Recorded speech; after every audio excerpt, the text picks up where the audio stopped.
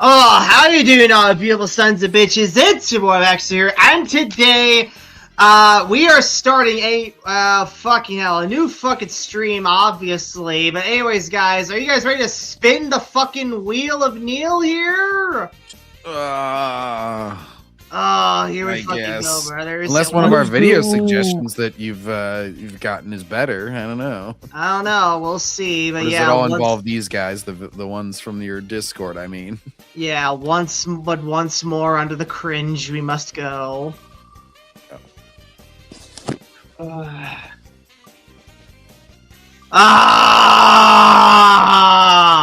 Hey, the old so and so. Yay! We meet again. All right. Backseater's like he's like lining up as the rival. We meet again, my old rival. Yeah. Especially after I already whooped his fucking ass. It's like, oh jeez. Yeah. Anyways, guys, here we go. Alright, we already got a good advanced video lined up for this shit here. It's gonna be like the quartering. My channel is under attack. Uh-oh. That's a name I haven't had in a long time. Yeah. I just heard about him recently because he was in some... Oh yeah, he blocked Jeremy from Geeks and Gamers. I forget what incident he had. Oh yeah, it was like... He was like sharing his browser and it came up in like his... It was like Forced Cream Pie Reddit or something came up in his search history as he was like screen sharing and everybody was making fun of him. Oh, Jesus That guy has Christ. the same, he has the same vibes as Heel's Babyface or whatever his name, the guy who's fucking pronouns, fucking gender ambiguity. As is based. Yeah, as is pretty base, yeah. That was a funny rant though. Yeah. We'll go back to that. Still, he said it recently, and he did a little callback to it. He was like, he said something where he was like, he yelled boring, and he was like, "There, I gave you a little bit."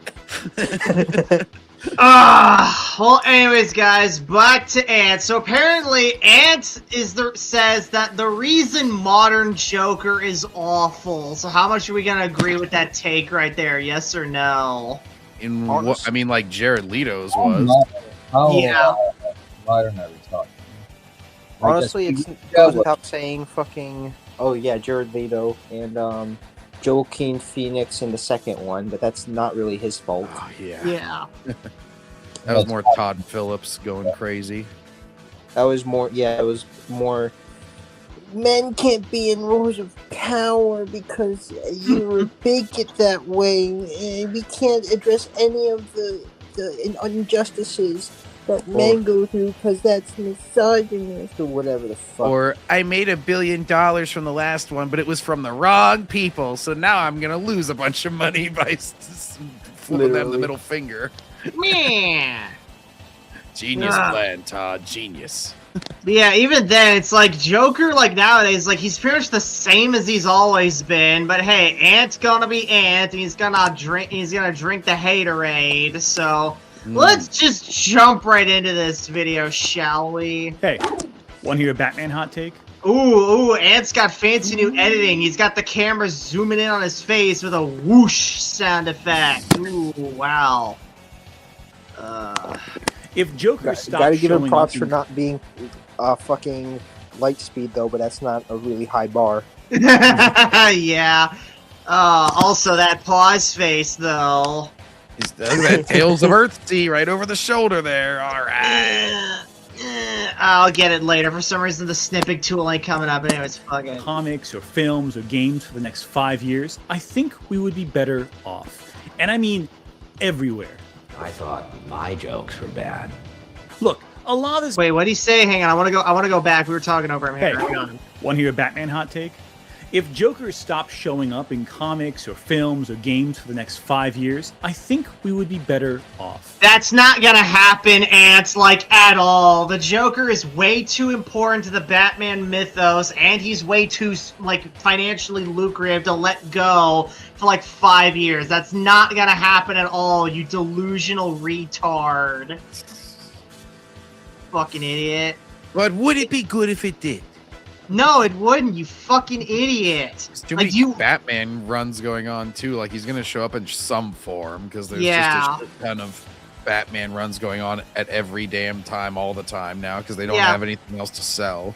Yeah, like literally, and like, but yeah, like John said, Batman is literally the only comic book that's actually selling and that people are buying. Okay, like fucking hell, even people won't even buy Marvel comics unless Batman shows up. Like Batman came with the Marvel comic, and that one actually sold well. Like that meme of Obama with, I think it was initially like Obama with taxpayers, but it's like the cow that's all strung out and he's got all of his pails for milk and he's just like, well, time to go again. Yeah, but anyways, yeah. So the cow is Batman. yeah, so you want to seriously cripple Batman by stripping him of not just his arch enemy, but literally the most important villain in his rogues gallery, all just because for stupid reasons you're about to get into. No, Ant, that's fucking retarded, and takes like this are why people should not listen to you. Like, what do you rest of you guys think? Backseater, you can't prejudge like that. Maybe I he don't has fucking amazing care. I don't taste. fucking care. I've seen over 40 fucking videos of this guy, and he's yet to say one thing sensible. I'm waiting for Ant to show up and back, like at the YouTube recap at the end of the year. He'll have like Ant on his most watched. He'll be like, ah! Whatever. Anyways. Yeah, And I mean, everywhere. I I low-key thought cannot my- hear a thing he's saying. I want to refresh it and try to rejoin back. Hold on. Alright. Anyways. Yeah, you Jokes can are continue. bad. Look, a lot of this is just personal opinion here, but Well, congrats, Ant. Your opinion This is the sucks. same thing Nostalgia Critic always does. It's like, oh, this is all just my opinion. Nobody get mad at me, please. Yeah. I'm kind of sick and tired of Joker stories. Cool. Don't read them then, bro. Read other shit. Read more Earthsea for the umpteenth time then, bro. No Backseater. We all know he doesn't actually read comics. He's a fucking True. fake fan anyway. True. Hashtag fake fan.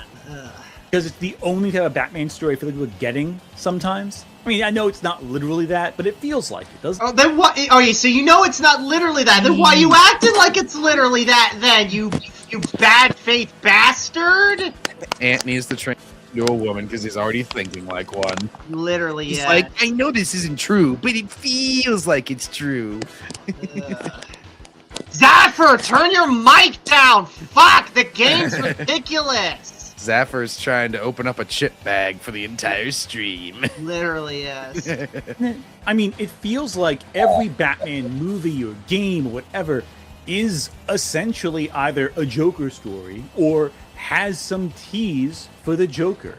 And if Joker's not there, everyone just keeps asking, hey, where's the Joker? Exactly. Sounds like you're exactly. against most Never put- fans then. Yes, and you know why people ask that? Because people like the Joker. That's why. And as the old saying goes, give the people what they want. Because Ant was like, you know, Evan, I'm sure you'll agree with me on this, but the comic book industry is a lot like the wrestling industry, where how it thrives on making its money is by getting smiles on faces and butts in seats. Only instead of butts in seats, it's, you know, people with like comic books in their hands, People right? buying comic books, yeah. Exactly. And of course, Yes. people want to see the main attractions and Joker. Exactly.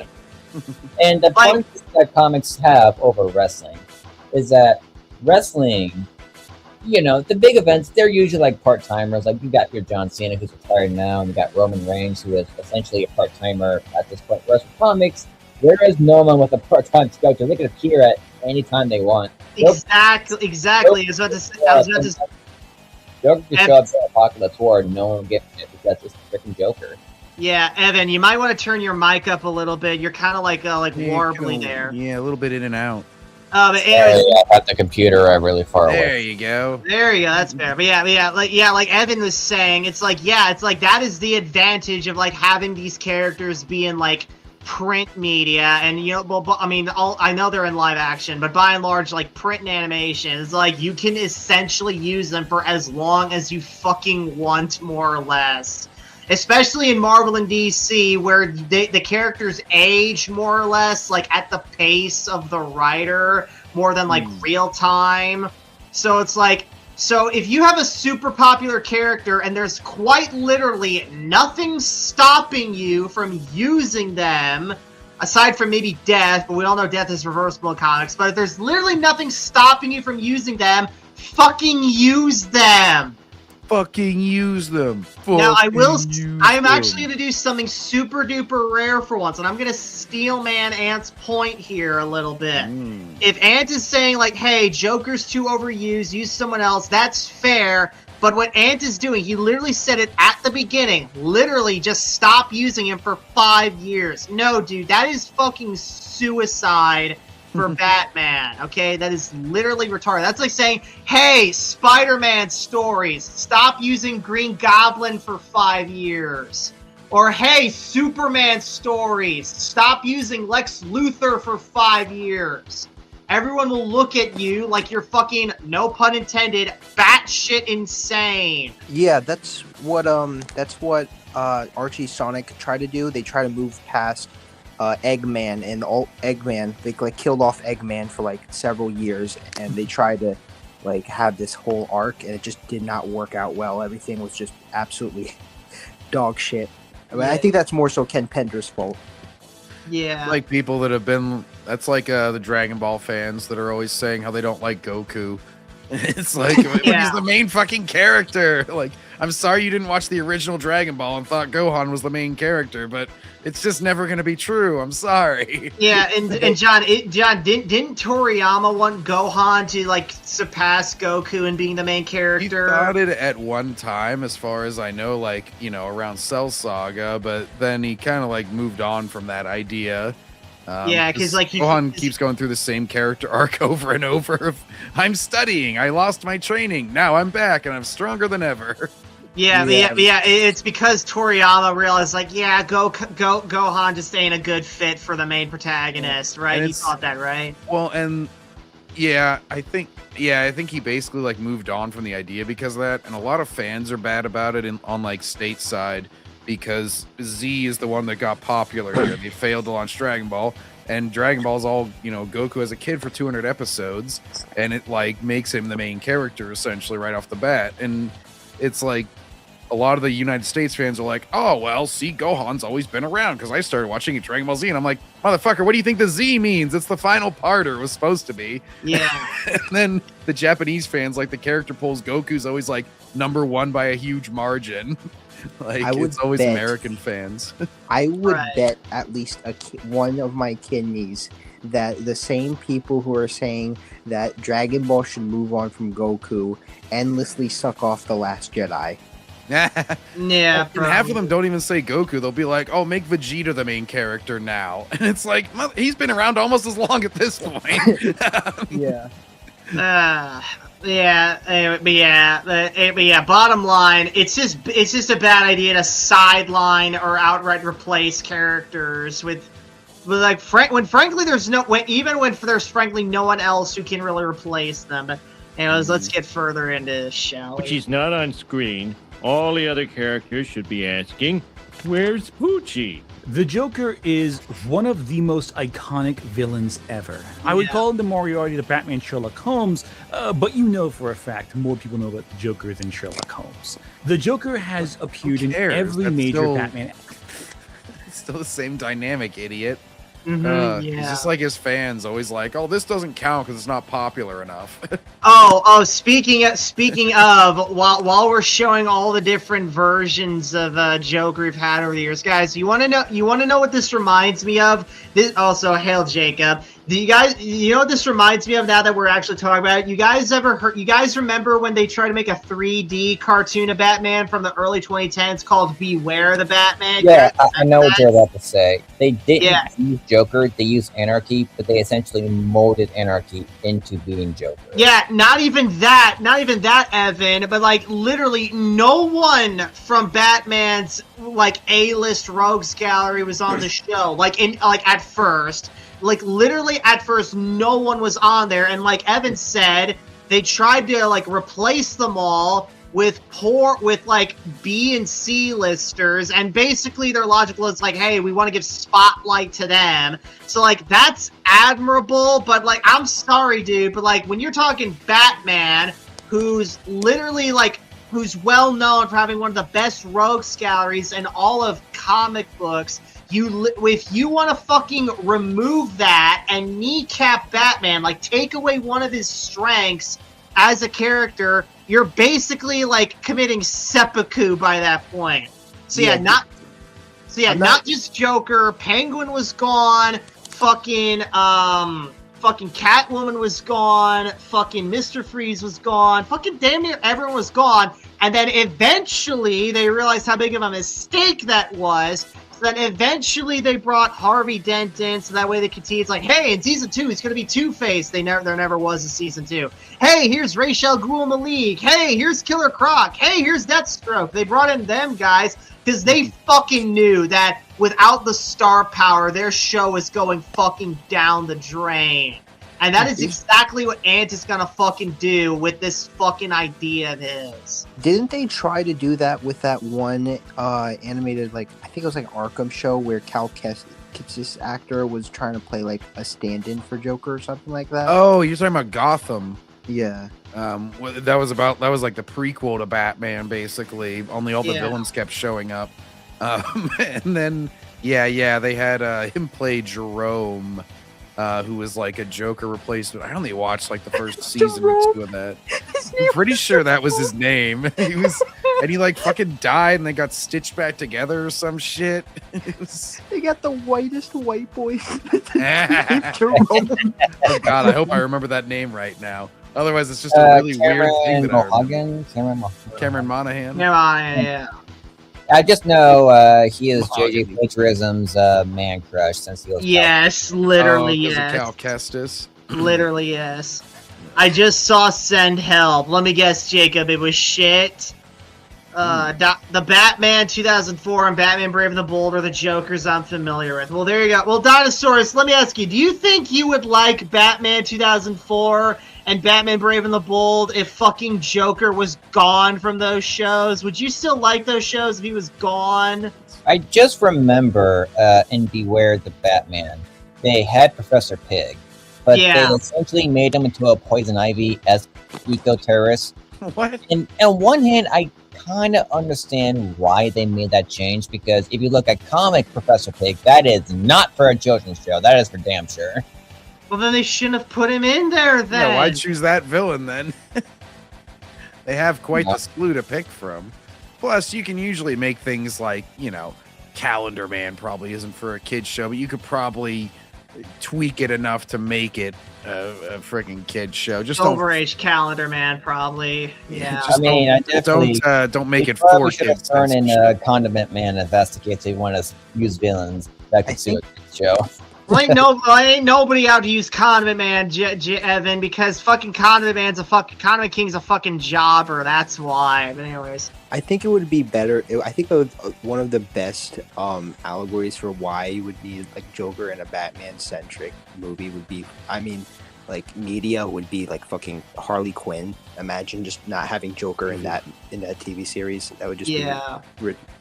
Yeah, it'd be fucking horrible. The Harley Quinn show, I had hopes for it, and then it just turned into lesbo drama. Yeah, it was not good. A woke white woman's dream movie. That's what I fucking thought. Anyways. Adaptation in one form or another. The only exception being the black and white film serial. Yes, even James Gunn's DCU, by proxy of implying Harley Quinn exists here, and based on set photos from the upcoming Clayface film, has a Joker. And look, undeniably, some of the best superhero stories ever written feature the Joker. Even though I'm a Joker hater, I swear. Oh, geez, we still need to get to that fucking video of his right there. I have issues with The Dark Knight. The Joker isn't one of them. It's one of the best depictions of the character, and it's a masterpiece of cinematic villainy. But the Joker has also been in a lot of crappy stories. Okay. Oh, okay. So because he's been in bad stories, that means we can't use him for 5 years. What kind of fucking logic is that? That's fucking. And gives characters timeouts. He's like, you in a bad story, mister. 5 years in the corner. No, Joker's most popular villain in Batman's Rogues Gallery. That would be like a Transformers show without Megatron. Exactly. Do as I command. Anyways. And worse still, any story with a Joker appearance, even if it's minimal, becomes a Joker story. This is a unique trick. Okay, just because Joker is in a story does not automatically mean it's about him or that he's the main villain. That is weak logic right there, and Yeah, like Yes, I even remember. what's it called? Mask of the Phantasm has Joker in it, but I wouldn't say he's the main guy. It's more about Batman and his girlfriend. yeah. I remember that the Joker appeared in like one movie related to Batman Beyond, and the entire series just turned into Joker Beyond. Yeah. I think, to the Joker.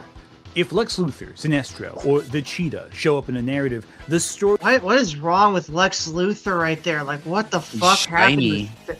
What happened? What's Ozempic. wrong with your face? He got Ozempic, okay? Bro, Yeah. turned All of into his a cartel leader. He got Like, Lex vitiligo, Luthor. apparently. He saw Kingpin and was like, I could steal his style. Man. Hola, compadre. I am Lexio Luthor. I am. God, is it? God, boss of the also, cartel. just look at the designs of Sinestro and Cheetah. God, they look so bad. Sinestro's This is like, why- look at my abs. He This is looks like this, and if you're watching this, this is why no one buys modern comic books anymore, because the art's crap I am and the Lexio- writing, but also the art. I am Lexio Luthor, and I say no to ice. because- God, he looks like fucking Dave Bautista. What the shit? he's Lex. He's gonna get taken by the U.S. government in one night. That's what's gonna happen to that Lex Luthor. They get Madoro'd, baby.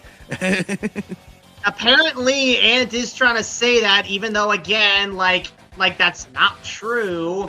Cheetah looks like she's going to do her workout. She's in like yoga pants and a sports bra. Yeah. Like that's the most uninspired outfit I've ever seen for a villain. She's like, Wonder Woman, I didn't really feel like dressing up today or going nude like I usually do.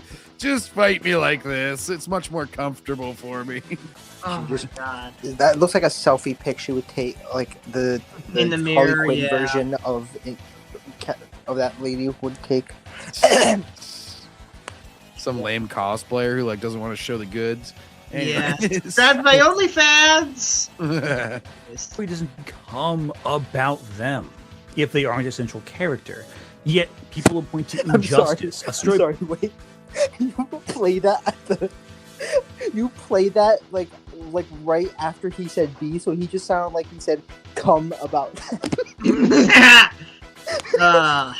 Every woke trope is in Send Help. I believe it, Jacob. I But only you seen send parts of help Send about. Help, and the one moment that got a pop out of me was when you were in the main guy's office. Dylan O'Brien was talking to the guy from Allstate. In the background, you see a painting, and it's of a smiling Bruce Campbell. Mm. And I'm like, oh, there's this cameo on Send Help. They couldn't get Bruce around, so they just had to make a painting of him. Yeah. That's cool, but not really a point. That's just member berries of you like Bruce Campbell.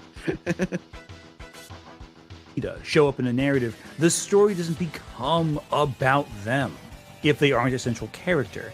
Yet people will point to Injustice, a story about Superman using his powers to create a fascistic world order, and say, yeah, this is a story that proves Joker is the ultimate force of evil. The bastard. Okay, no one said that Joker was the ultimate force of evil because of injustice. All he fucking did was just push Superman over the edge. No, that's ridiculous. Yeah, it's more just that Superman's not used to dealing with him, so he fell for his shit that Batman Yeah. knows. Yeah, and I think that's something that he doesn't take into account is that it's not just Superman who fell over the edge. Like, I'm pretty sure initially he was a bit horrified by his own actions, Superman, and then a Wonder Woman just continuously enabled him and manipulated him over and over again. So, if anything, Wonder Woman was the ultimate source of evil in that series. Yeah, Wonder Woman was pretty shitty in Injustice. She was always like, it's like she just needed one little nudge, and she's just like, you know what? We ought to take over the world. Israeli Gal Gadot playing Wonder Woman if she was honest. Oh God. And she just kills Shazam in the Flashpoint, who's Palestinian.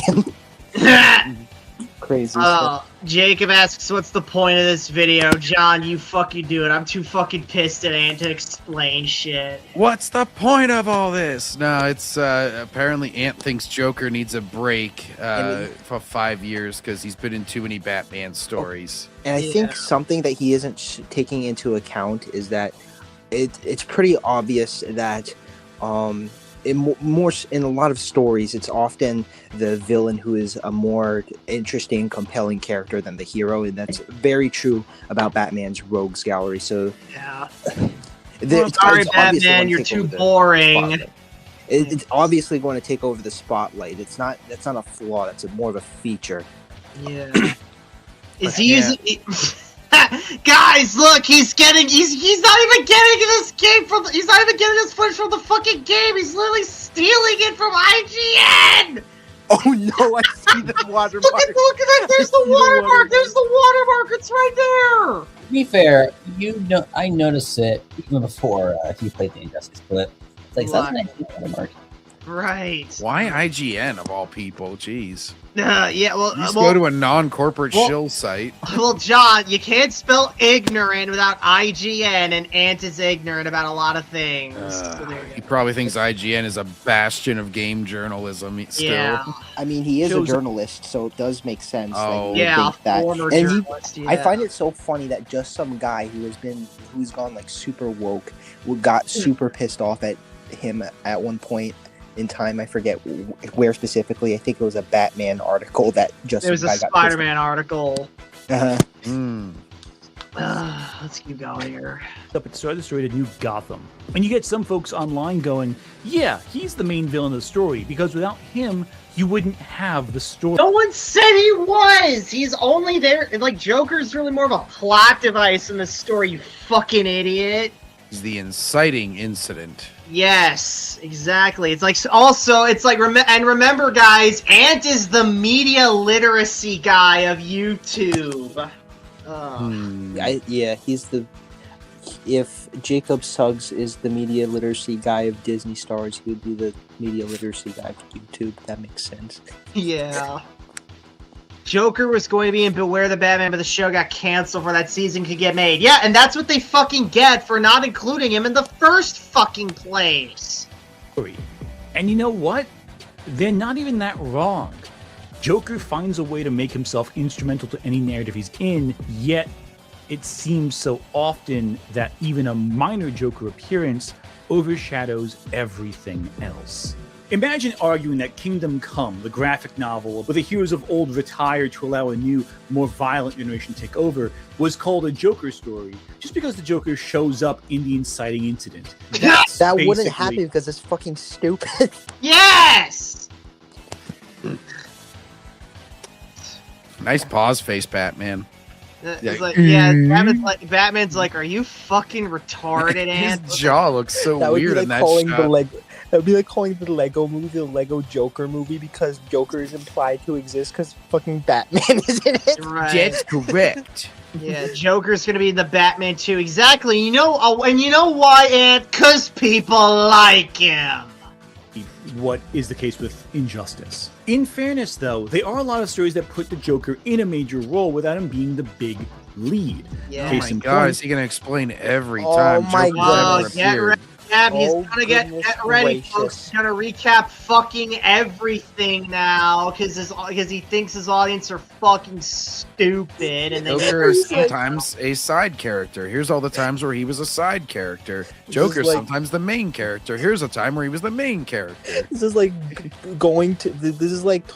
whining about Bowser and Mario and be like, actually, in all fairness, Bowser isn't always the villain in Mario, and then immediately cutting to the CDI games. Oh, I thought you were gonna cut to Mario Kart and just show him getting hit Nice of by the an princess eggshell. to invite us Or by over to a turtle party, shell. Luigi? Yeah. Like, notice how he came third in this Grand Prix. He's not the main villain. The very first Batman film, the 1966 Adam West Batman movie, where Joker, alongside Penguin, the Riddler. Why don't you just Catwoman. summarize the 66 movie now? Jeez. And then this variant, he And has then a this- painted over mustache. And then that, and then that, and then this, that, and then this. Oh, this is And then- Wikipedia articles. The and movie. Literally, yes. And Team of Riddler super- is not wearing spandex, and Joker is in pink instead of purple, and he has a painted over mustache. And we then- get it. Shut up. He'll throw in a random little, well, kind of the mustache one is sort of like this, but he'll throw in little random fun tidbits to prove what a deep cut nerd he is. He'll be like, Burgess Meredith plays the Penguin, who is also the trainer in Rocky. I bet you didn't know that one. He's also And the guy I'm- who wears glasses in that one Twilight Zone episode. And I'm just Now that's a deep cut right there. I'm a nerdy guy, and I'm just nerding out, and I'm definitely not reading everything off of fandom and Wikipedia articles and Amino right now. Forget if it was him or Utterly Noah who was like, some of these people are tourists and they just read Wikipedia articles whenever It he's was talking about- Ant, yeah. I'm just like, really, Ant? After you've been accused of that like 50 times, now you're gonna try and turn it around and be like, oh, it's not me, it's them, I swear. Yeah. Is it also because of Joker? I don't know what that's supposed to mean. Is it also because of Joker for other reasons? I don't know. What? Joker. It's spaghetti's back on the menu, boys! With meatballs? No, out of the pot, John! Come on! I got Oh no! I got no Anyways. honey, Batman. Villains set on some dastardly wicked goal. Though I should note, the Joker in that movie is much more of a hired gun than a mastermind. A hired gun. Okay, well, it's a the term is hired goon, and yeah. Woohoo! I'm going to goon all over the place, Batman. But no, anyways. Don't you masturbate, Joker. It's bad for you. But anyways, it's like, fuck, I forgot the point I was gonna make. Anyways, More the muscle in narrative, as a because Joker's definitely been like hitting the gym lately. He's Look got at all those the guns. muscles built up. Yeah. Cesar Romero looked jacked there. I can't wait for Ant to cry when the Batman 2 makes more money than Man of Tomorrow. I don't know. Do you guys think it's gonna make more money? I think it's gonna make more money. I mean, the I first one agree. made much more money than the first Superman. I feel like the original Superman, the Superman 2025 was just James Gunn wanking off to how politically correct he was about Palestine Yeah. and how much of a quote unquote punk rocker, decent human being he is. That's the real punk rock. Being Yeah. a nice guy. Yeah. I've seen so many fucking leftist like Instagram reels with that song. It's so Yeah, because nothing says like being a punk rock guy than fucking being nice. It's like, I'm sorry, I thought we were all about rebelling against the system and being assholes. But I guess I was so wrong. hateful, man. So people Like, wanted When I Superman to be think of hopeful. punk rock, I think of like the Sex Pistols, and I think of Sid Vicious Oh, going yeah. out into the crowd fighting people, and then leaving concerts midway to buy heroin. And then possibly murder his girlfriend. Yeah, no, that's punk rock right there. Hell yeah, brother. You'll This- I mean, possibly if do you think something. about it, punk rock is pretty leftist. You basically Yeah. you basically fucking you would say that genociding a bunch of Ukrainians isn't a genocide because Holodomor was actually brilliant because Stalin was a good leader or some retarded asshole bullshit like that. I don't know. Being just utterly pretentious asshole about everything political, how art is inherently political. Just go off of that over and over again. That's really punk rock. Just being an absolute Yeah. asshole about I don't everything. know. When Yeah. I think of pretentious, as you said, that doesn't really scream punk rock to me. Yeah. Does Ant hate Joker for other reasons? I don't fucking know, man. Probably. Ant just hates everything that like is actually good. Let's be real here. How much you want to bet he tries to take a dig at the first Joker movie in this? He'll be like, you know, and it attracted the wrong kind of crowd. I am willing to bet you good money he's gonna go down that route, but we'll just have to wait and see. Opposed to the Riddler's brains or the Penguin's Riddles? I like how Riddler even has to put a question mark next to his fucking bookshelf marker. He's like, are these riddles or is it my other books? I don't know. I don't know. Superman literally had the Israel-Palestine war, yeah. Yeah, that's what I said earlier. or the femme fatale angle that Catwoman brings. But a more well-known example. Yeah, take I'm Arkham- surprised the Joker didn't bring the femme fatale angle, Ant. Yeah. Well, I really, really wanted to, because as you all know, there's a lot of subtext between the Batman and the Joker's relationship, where the Joker's possibly gay for Batman, don't you know, John? Ant, the femme in femme fatale means like feminine. And femboy. because- Exactly, femboy, absolutely. No, not a femboy. Asylum and its multiple sequel, which I think are some of the best Wait, what? Batman He said multiple sequel? Like, he said Sequel. multiple, and he said a singular word. angle that Hang Catwoman on. But a more well-known example, take Arkham Asylum and its multiple sequel, which I He said multiple sequel! He said multiple That doesn't make any sequel! sense. You don't know English, sir. Also making his Backseat Boys debut, it's Heron!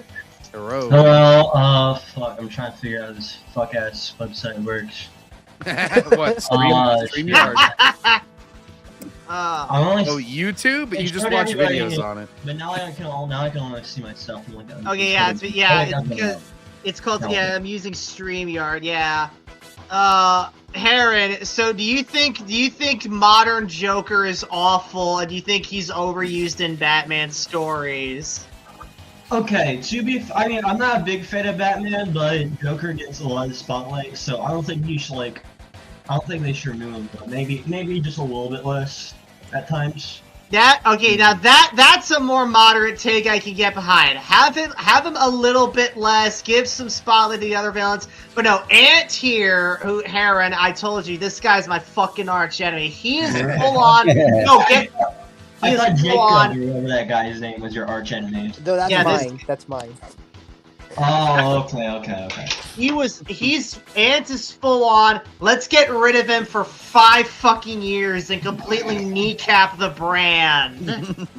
I was actually going to say that back whenever Ant was, like, proposing that. I'm like, we can take a little bit of a lesser step and just, like, next time somebody comes in with a Joker idea that's not wholly original, just be like, well, are any other villains you had an idea for, Mr. Comic Writer? And they'd probably be like, you're stifling my creative process. I'm a modern comic writer. I want that maximum We should make creative. our own Batman villain sometime though. That'd be sick. Yeah. If Ant really thinks Batman and Joker should be gay, then he lost all credibility. Jacob, he lost all That'd be credibility funny, along. though. That'd be funny. As like an alternate universe take, maybe, but not Like have it like as a April Fool's comic where that would have Batman been a and lot Joker- better than the Oh, fourth they wouldn't comic. like That would have been that. a lot better than the fourth comic. all the gays would be like, you think we're a joke? Oh damn! I think are some of the best Batman video games ever made. And they're also They are some all of the best Batman. Why some does he- of the best okay. games ever made. I got a question here. Why in this game? Why did I forgot if this was Injustice or Arkham, but It's Arkham It's City. Arkham. why did they give him the Vegeta hairline though with that? They Because the Widow's Peak is really good villain design, that's why. I Look, feel like, he's but, been they doing could that. have gone like they could have like toned it out just a little bit, not like too much, but like just a little bit. I mean, Look, he is he's- a Joker. He's supposed to look like He's supposed to look funny. He's been What doing the kind of hair stuff? dye for a long time. He's getting a little up there in years by the time this game rolls around. You know, it's Yeah. starting to affect his.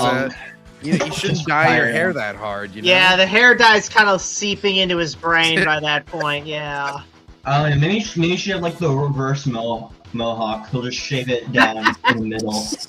Not like a complete going bald, just like specifically Ooh, down ready in the for middle. this time, All the way Batman. down here. The Hawkmo, as they called it in Fitness Improvement. Hawkmo. Batman's just like, why did you do that? It's like, cause I'm Uh, crazy. what? Ooh. I felt like it. Dude, John, have you played I used to Batman? play you with a different haircuts. John, have you played the Telltale Batman series? Yeah. Dude, Joker's design in that game series fucking sucked, man. I Oh, swear yeah, to it kinda God. like a Did they nerdy do game. something different with Joker's story in the Telltale games? Yeah, they did. They changed it up a lot. Yeah, because he was like buddies with you, but then you like can betray him or not. Trying to remember It's now fucking the story. stupid. I got That's pissed what it off was. at that game because my save file got fucked up. So between seasons 1 and 2, I loaded season 2 and it had made like all the opposite choices, even though I loaded my save from season 1. Oh I was god! I was why like- does he look? Okay, why does he? they show the Why does recap he of look the like previous game, and I'm like, I didn't do that. What? That's wrong. Like, what's going on here? He looks like if Jack Nicholson was a twink. Yeah. Oh, the Telltale one, yeah. Yeah. Ah. Alright, let's keep Maybe going. pull it up. Maybe pull it up. I don't know. Joker stories. Even the one that takes place after Joker dies, that's still a Joker story. The events that transpire. No, it isn't. Joker's not even. He's not even the main villain by that point. You fucking idiot. I was gonna. I tried playing the first Arkham, but I just kind of got bored of it. I mean, I know that's an awful take, but I don't know. I just wasn't used to it, and I wasn't feeling like learning everything in the game. So I kind of quit. They happen because of the Joker, after all. You can still. And how many times do we have to repeat ourselves? Just because the story happens because of the Joker does not make him the main fucking villain. You fucking idiot. Yeah, and that one was weird. It just makes him more as like a tool, really. Yeah. A plot device. Right. I know Backseater made that point earlier, but I feel like it should be reiterated. Yeah.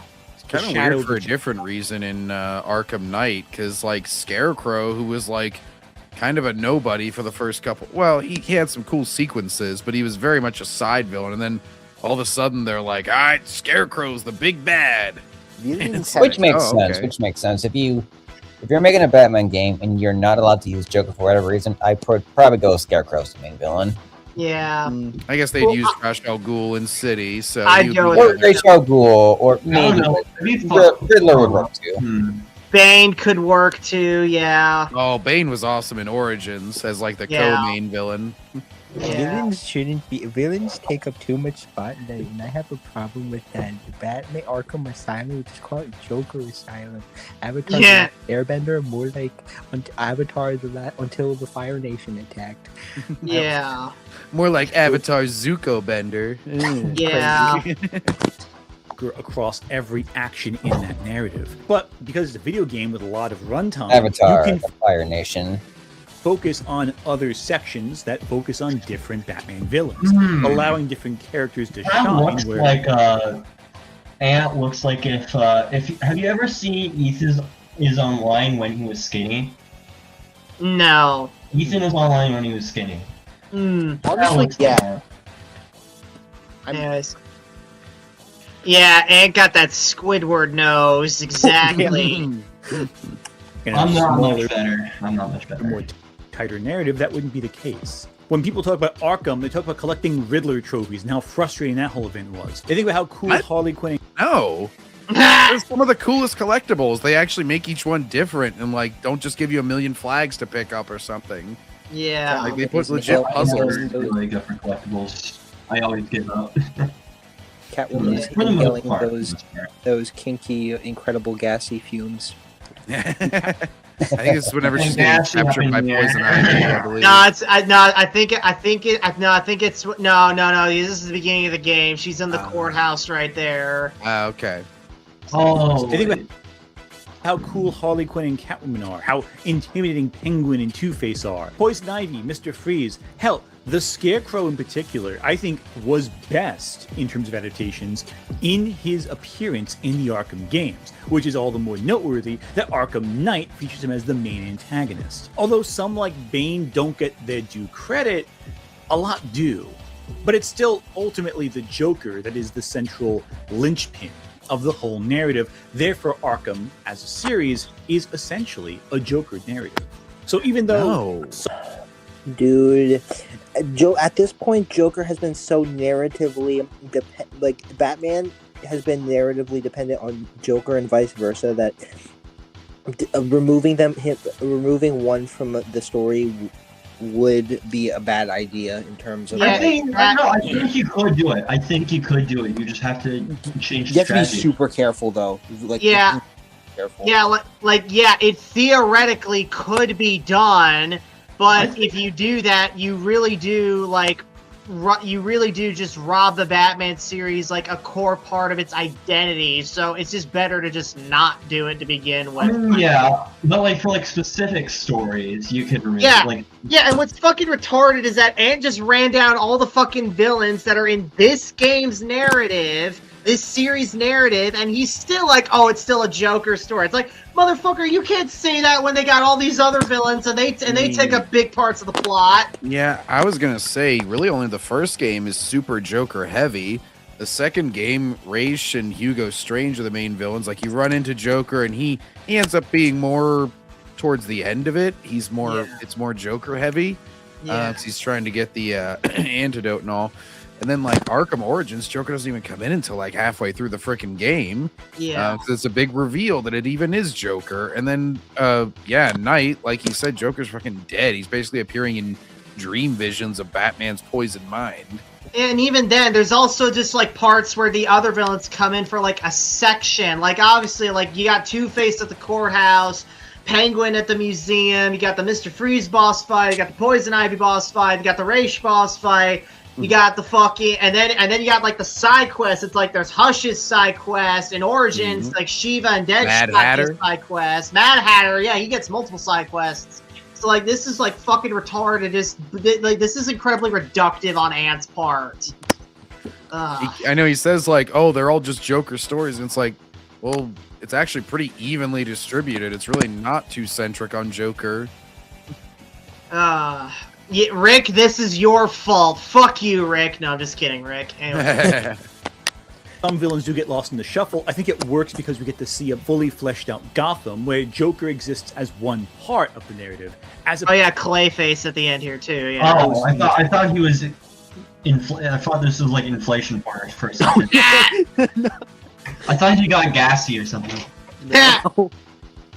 Whole of it. And it still allows other characters to shine regardless. You find, when we look at adaptations, that is less common than you might expect. I think the first Suicide Squad film is the best example of this. Oh This my goodness. Whoa. Oh my goodness. Of what? You gonna blame it on too much Joker? I think that was about the fifth. That the only reason He's only in the flashbacks here, in Harley's flashbacks, isn't he? I'm pretty sure that's where he's only limited to. I don't think. One of my He's criticisms. I don't even in want. Let's just skip all this these section. flashbacks, but- I don't want to see Jared Leto, Joker. he definitely appears at the end when he was breaking Harley out of Arkham. I think he appears like midway through the movie, and Harley Quinn splits from the group to escape with the Joker, but he got his helicopter shotgun or something. Well, one of my friggin' criticisms of this movie, even just coming out of it, was like, well, you could cut out the Joker completely and nothing would change. exactly. 'Cause- That's yeah. what he's going for, because he thoroughly despises modern Joker so much that one of the only times he would praise a movie is like the worst Joker in modern Literally. history, like Jared Leto Joker. No, I don't think he's praising this film, Zephyr. I think he's just saying like, hey, this is like the nadir of Joker in the modern day. I think that's what he's going on Okay. here. Okay. The Joker. Okay, what's worse? Jared Leto Joker or Jared Leto Morbius? Joker. I want to say Jared Leto's Morbius, because Morbius is a much more obscure character, and like that was like his big break into film.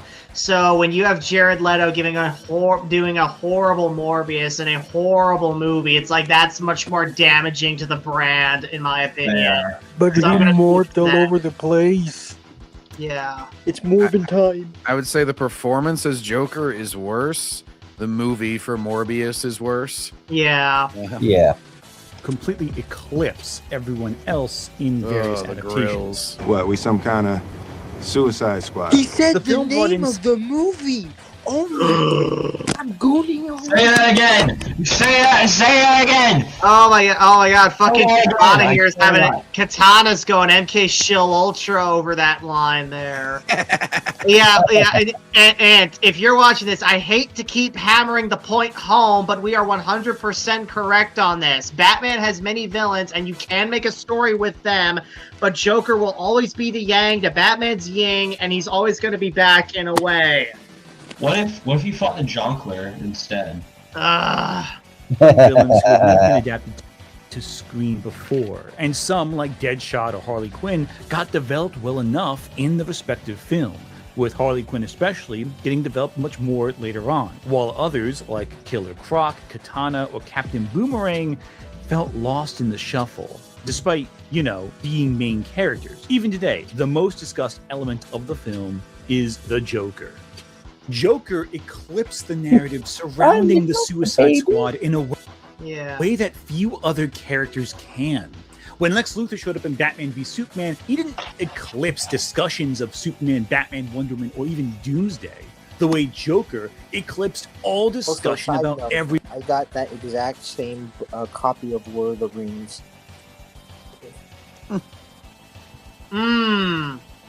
It's much more used because I had this since I was like 13 years old, so I just like thoroughly read it.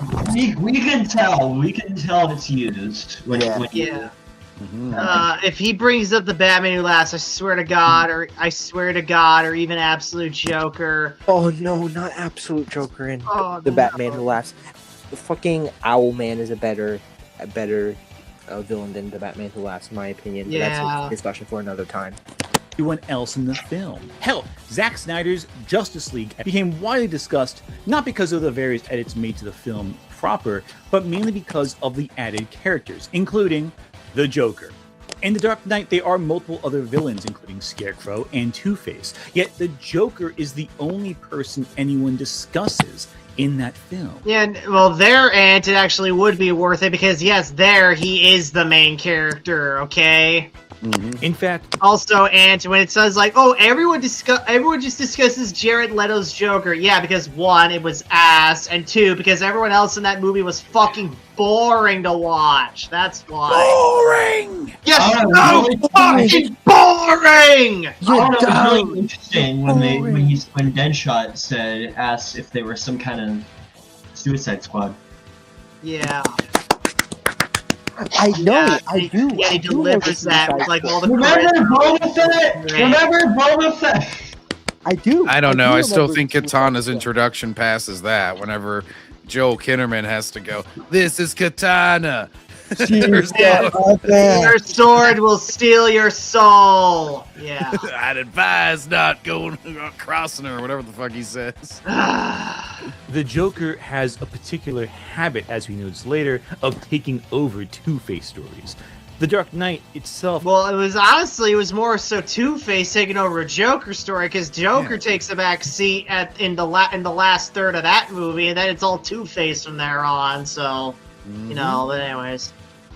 is a loose adaptation of The Long Halloween. Because The Dark Knight takes place on Halloween, of course, yeah. Story about the transition between Gotham's criminal underworld being run by organized crime to being run by maniacs. Okay, that is one element of The Dark Knight. It is not the main element. And you know who else is missing from The Dark Knight? Oh yeah, the rest of these guys right here. In The Long Halloween, Joker is one of many villains who shows up to symbolize that transition. He isn't the sole agent of chaos, he's just one of many agents of chaos, alongside Poison Ivy. Wouldn't that apply to Arkham Knight as well? I mean, Arkham Asylum as well? Yeah. Well, like, why is this any different than what he was saying? Either he was whining about Joker being in the Arkham games, and this is just the exact same thing. They have the same amount of screen time, to my knowledge. Yeah. Yes, Rick, he's high on his own fucking farts. When Riddler, even Two-Face. But in The Dark Knight, he's the only one. He's the sole agent of change in the narrative, breaking away from organized crime to whatever mania the Joker represents. This is despite the fact that both Scarecrow and Two-Face are also forces of chaos in the Long Halloween. Yeah, except in the Dark Knight, the Scarecrow's a fucking jobber, and Harvey doesn't become Two-Face until the last quarter of that movie, and so no shit Joker's gonna take up more screen time in that film. You fucking idiot. So much for, and again, I still don't fucking, how the fuck is the Long Halloween an inspiration for fucking the Dark Knight? Because it has Batman in it. It's because it has Batman and the Joker. And... Oh. Do you remember Batman? I do. I do remember Batman. For the man in the Cape Crusader. With Two-Face being essentially a secondary protagonist alongside Batman and Commissioner Gordon. But here, Scarecrow, who again is just as relevant as Joker in the original. No, he isn't. No, he is not. He's peddling drugs at the beginning of that movie because he's so irrelevant by that point. No, he's going off his false assertion that it's an adaptation of the Long Halloween. So then he's saying, "Oh, look, Scarecrow is not as important as in the Long Halloween." It's like, well, nobody said it was the Long Halloween except you. Where the hell? Oh my god! Did he watch The Dark Knight, or did he watch the version of The Dark Knight that exists in his head? Comic is demoted to a generic, low-level villain. Oh, so you know that? Then why the fuck are you acting like he's some big shot in the film? While Two-Face is demoted to Joker's weapon. In the comic, the Joker is Two-Face's weapon. And I think the problem is twofold. On one hand, you're adapting a long storyline told across multiple comics. No, and they were not adapting that storyline. They were telling their own story with the characters already fucking made. Oh my god. All in one film, so you gotta cut some corners. They were there. No, Ant. No, they were not doing that. No, enough with the fucking lies, Ant. Enough with the fucking lies. We're past the point of Ant being fucking stupid. We're at the point where Ant is fucking lying. Liar! You're a liar! Liar! Yes, He would say. And look, there's a lot of things I fucking hate in this world, but one thing I hate above all them is fucking liars. You dishonest piece of shit. Whoa. Them's fighting words. It is. I'll fight it in the ring right fucking now. You need to, because you can't just introduce a ton of new characters perfectly that translate the assembly of villains to screen like that. They weren't doing that. You can't capture the collective madness of Gotham. They weren't trying to do that. All the characters they weren't trying to do that. You can't have a zombie man and a plant lady and a guy who loves riddles all in one place. I mean, unless you're James Gunn, but what are you going to do? Point is, in adaptation, you need to know where to trim. No. Oh wait, did he just say that you can't have all those people in the same unless James? I mean, I don't know if you played Lego DC supervillains, but they did a pretty good job in like keeping all of those characters balanced with each other without them taking too much screen time. Exactly, it's like Melissa said. Like, oh my god. Anyways, would have focused. It's never been. And never been. The Joker's the easiest thing to focus in on, and he's a good example of the themes of the narrative. So for something like The Dark Knight, it works. The themes, man. On the other hand, The Batman is also an adaptation of The Long Halloween. And in that one, rather than focus on the Joker... Is everything just The Long Halloween to you, dude? Apparently! He's like, multiple villains? Must have been The Long Halloween. Yep. Arkham City must have been The Long Halloween. Lego Star Wars The Complete Saga has multiple villains in it, therefore it is The Long Halloween. Remember The Long Halloween? I do remember The Long Halloween. Hang on, I'm getting to the fucking bottom of this here. Israel bombing Palestine? That has to be a adaptation of The Long Halloween. Okay, I'm looking it up on TV tropes here. So I went to the DCU page for adaptation amalgamation. Under films, The Dark Knight uses elements of Alan Moore's The Killing Joke, as well as a few elements of The Long Halloween that Batman Begins didn't use. So only a few elements.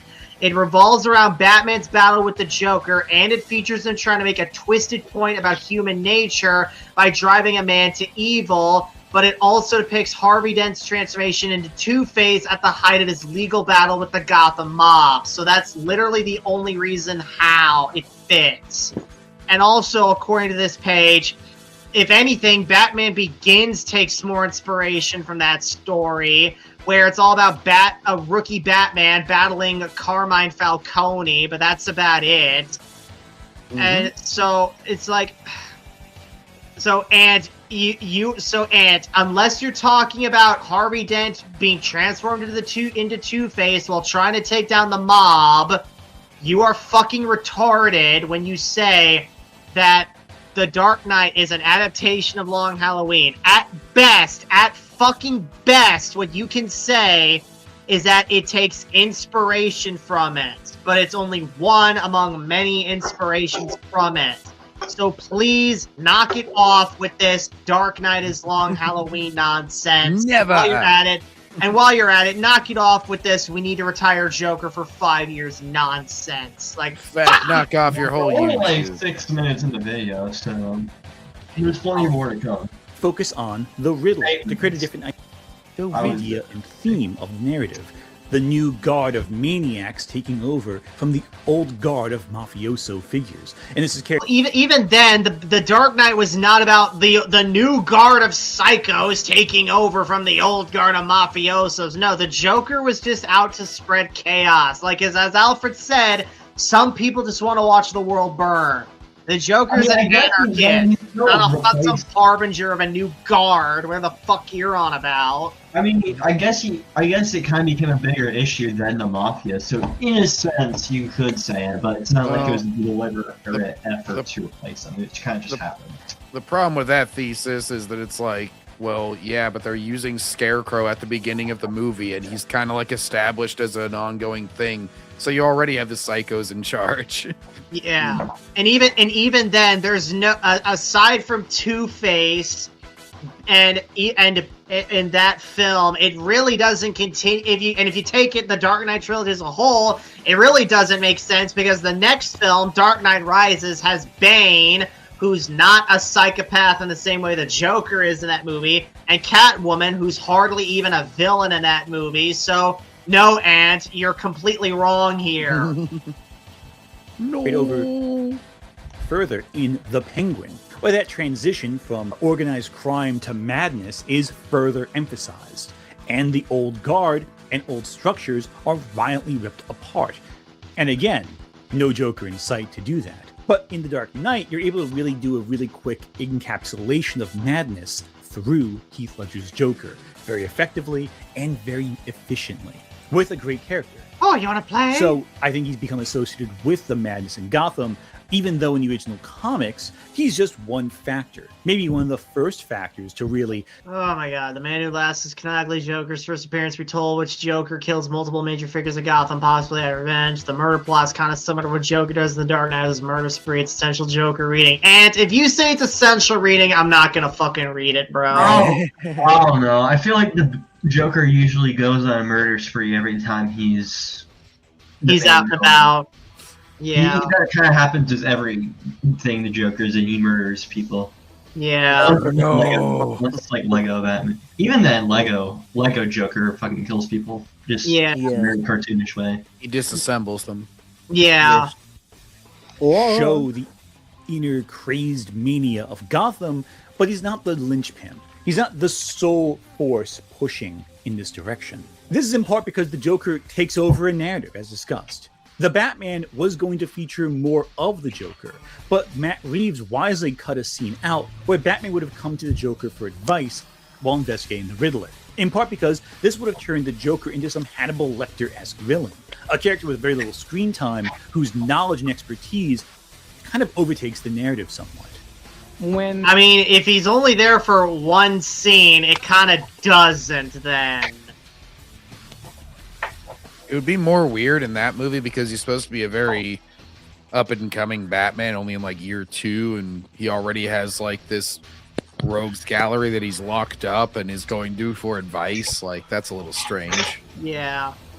Oh, we're in for a long Halloween now, boys. I can't wait for Halloween. Let it be September already. Anyways. Wake me up when September ends. Also, unrelated Backseat. Is that Ultimate Alliance music in our background? It is, yes. I knew it. This was the aim The level. Omega right? Base. The Omega Base, yeah. You're like Palpatine. I knew it. I knew it. I knew that. It's excited for the Clayface movie. They'll probably have no Batman. Yeah, probably. Honestly, fuck it. He doesn't want the Joker or anything. Fuck it. He might as well not want Batman in anything. While don't just remove Joker. Remove Batman. Just have it about the villains. And then have it, just do what the Sony Spider-Man did. How about what the Sony Spider-Man universe did? I mean, after all, Ant likes the Venom movies and that, so fuck it. Might as well go the whole 9 yards. Oh yeah. By the way, Heron, this is completely unrelated, but we should. You mentioned fucking Ethan is online earlier. We should definitely do a video on his all ours political video. That would be so fucking funny. Or we'll just scroll until we find something that sounds even funnier. Okay. I mean, all our political is a bit of something I already know. It'd be fun to get surprised with something even stupider that looks even stupider. Anyway. Yeah. I think that Barry and Rob did such a cool scene together. It was one of these things where narratively it wasn't. God, is that what Matt Reeves honestly sounds like? Fuck. Sounds like a hillbilly faggot. Fuck. Necessary. You got everything that Barry was telling him, that the Joker was telling him. Hairline in the Arkham games, this Joker's really gonna bother you. This one's got like a random tuft of hair. He's like, it's falling out. He looks like he's doing some chemo treatment or something. Yeah. Over the course of Joker the movie, Venom gave him cancer. Kind of looks like the hair Peanut has from Jeff Dunham. Like any second, he's gonna go meow. Yeah. No, you point that out. Yeah, it looks like part of his scalp is like ripped off. Yeah. Maybe got into a fight with Killer Croc, and Killer Croc. He had a bad hair transplant. Bro got murked. Bro got jumped by Native Americans in the 1800s. He thought he went to Turkey. He went to Bangladesh instead. Don't forget, people think Silence of the Lambs is Hannibal Lecter's film, even though he barely is in the film. The real villain of Silence of the Lambs is Buffalo Bill. But would you want to turn the Riddler into this film's Buffalo Bill and the Joker into Hannibal Lecter? Well, not if you want to make the Riddler compelling. Dude, and do you just think do you just hate side characters that stand out, it sounds like? Yes. Like, Silence of the Lambs is still a great movie. I'd be fine if the Batman was like that. Yeah. If anything, it'd be better, yeah. Like, cut down that third act, which is bloated to shit. Well, really the fourth act, pretty much. Yeah, cut down that. It's like, oh, the movie's over. Oh, wait, never mind. Okay. Yeah, cut out that fourth act, rewrite the third act, have more Joker in the film, have him be Hannibal Lecter, and there you go. Better film, bro. To be more, because it allowed other villains to be highlighted in the narrative itself. But this leads to a key. Oh my god, the Riddler looked like he was humping that table there. He looked like he was getting railed. It looked more like the Riddler was being humped himself. Yeah, he's getting great. And this is Ant right before it happened. He's like, terrorists are gonna raid the Riddler's house. He's gonna get raped. Call. Oh my god. Vince McMahon comes to the Riddler's house. He's like, "Come on out, you rapist!" Riddler, yeah. When I first saw it, ain't big enough for two rapists. Riddler, more like the Diddler. Heyo. When I first saw Anthony, the Riddler who wins. Yeah. When I first, I knew of Anthony like before I've even seen him because I used to be a huge Just Some Guy fan, and then once I saw him, I know this is completely unrelated to like the Joker and everything. I thought he was the guy who played the Riddler in that movie. When I thought you were gonna say I was a huge Just a Robot fan. Yeah. If you get Ant to like pause it, if you pause the video like the right time, one of Ant's pause faces is literally the "I wonder if he knows me." You know what I'm saying, guys? Does he know? Does he know? Frame or something. Yeah. Jacob says, fun fact, Anthony Hopkins won Best Leading Actor for playing that role. Yeah, and he wasn't even the lead actor. That just shows you how great an actor he is. It's like, I'm so great, I get the lead actor award for playing a side character. I'm Anthony Hopkins, bitch. By making one villain the ultimate big bad of everything, the source of all mania, the underbelly of Gotham City's crime world, every other villain seems lamer by comparison. Okay, and first of all, no, that's a false paradigm right there. 2, the Joker is literally the main villain of the Batman franchise. You don't believe me? Here, I'll look it up for you. Okay. I think we might just know that the Batman. Does he know? I wonder if he knows. He does not know. Comic books. DCU. And even then, you don't overshadow anything. I'm pretty sure a lot of people prefer, I don't know, Riddler or Bane to Jokers at times. I have gotten into conversations about that, and a lot of people, especially people I meet in like real life, they do prefer, I don't know, Riddler to Joker. And I mean, hey man, that's their. I mean, that's fine if they prefer Riddler. I mean, great, that's their cup of tea and all that. But don't be like, look, if you're a Riddler fan, don't be retarded like Ant here. That's all I'm gonna say. Yeah, don't say we have to get rid of Joker for 5 years. It's not going to work. Yeah, look at this. Batman. The Joker plays Big Bad less frequently, as he usually prefers getting around up close and personal Batman. But he did hijack reality in Emperor Joker, and when he was tricked into thinking he was dying, he decided to quit kidding around and just gas the world. Yeah, he's literally the first fucking character that pops up. So yes, I know it says he plays it less frequently, but I mean, come on, he's literally the main villain. Raish and Talia are in the 2nd and 3rd spot. Then you got the Riddler in 4th, Bane in 5th. I thought Raish was like a Superman villain though. Yeah, look at this.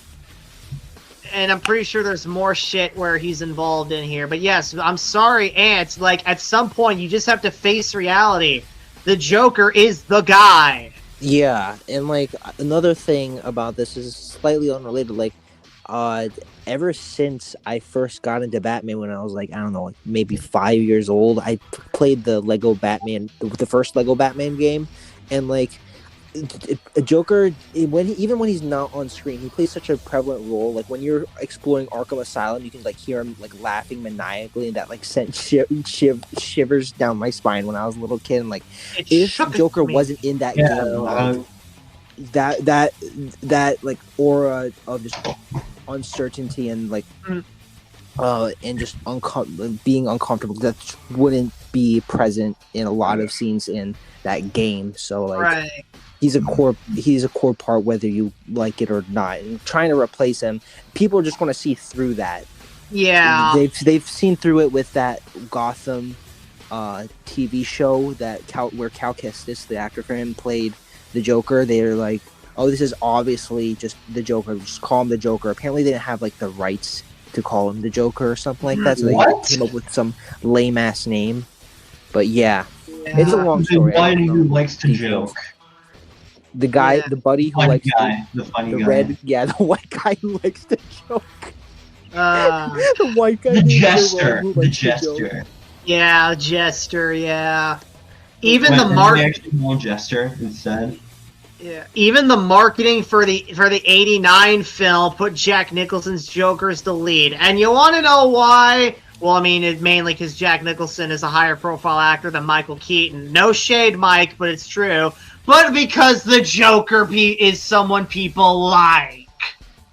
Ants would be laughed out of Hollywood if he suggested no Joker for 5 years. Fucking Jacob, he'd be laughed out of fucking everywhere. That's like he'd be laughed out of Hollywood. He'd be laughed out of fucking Warner Brothers specifically. He'd be laughed out of the DC Comics offices. He'd be laughed out of his old stomping ground CBR. He'd be laughed off of YouTube. Well, I mean, maybe not because look at this. Because all his bots came on in to run defense for him and suck his dick off in this video and in his comments section. We'll get to that at the end. Yeah, I'll say this. I don't know if all of them are bots, but like the ones that act like it are so fucking annoying. Like Anthony, Yeah. I can tolerate him as like white noise because he's not like he's not super smug, but his fan base, dude, it is the most vile shit imaginable. Like, oh, really? I remember getting in a good faith argument with him once, and him just being like, "Oh, okay, I'll step back from this comment," basically, just not responding. Because he did ask me a genuine question. I replied. It was like something like, Luke Skywalker is a Mary Sue, and I'm like, no, he isn't. He got the type. Yeah, He Luke knows how to Skywalker, find a TIE fighter. he's like he starts off as like very reckless and like he gets a TIE fighter. He very knows how to use it.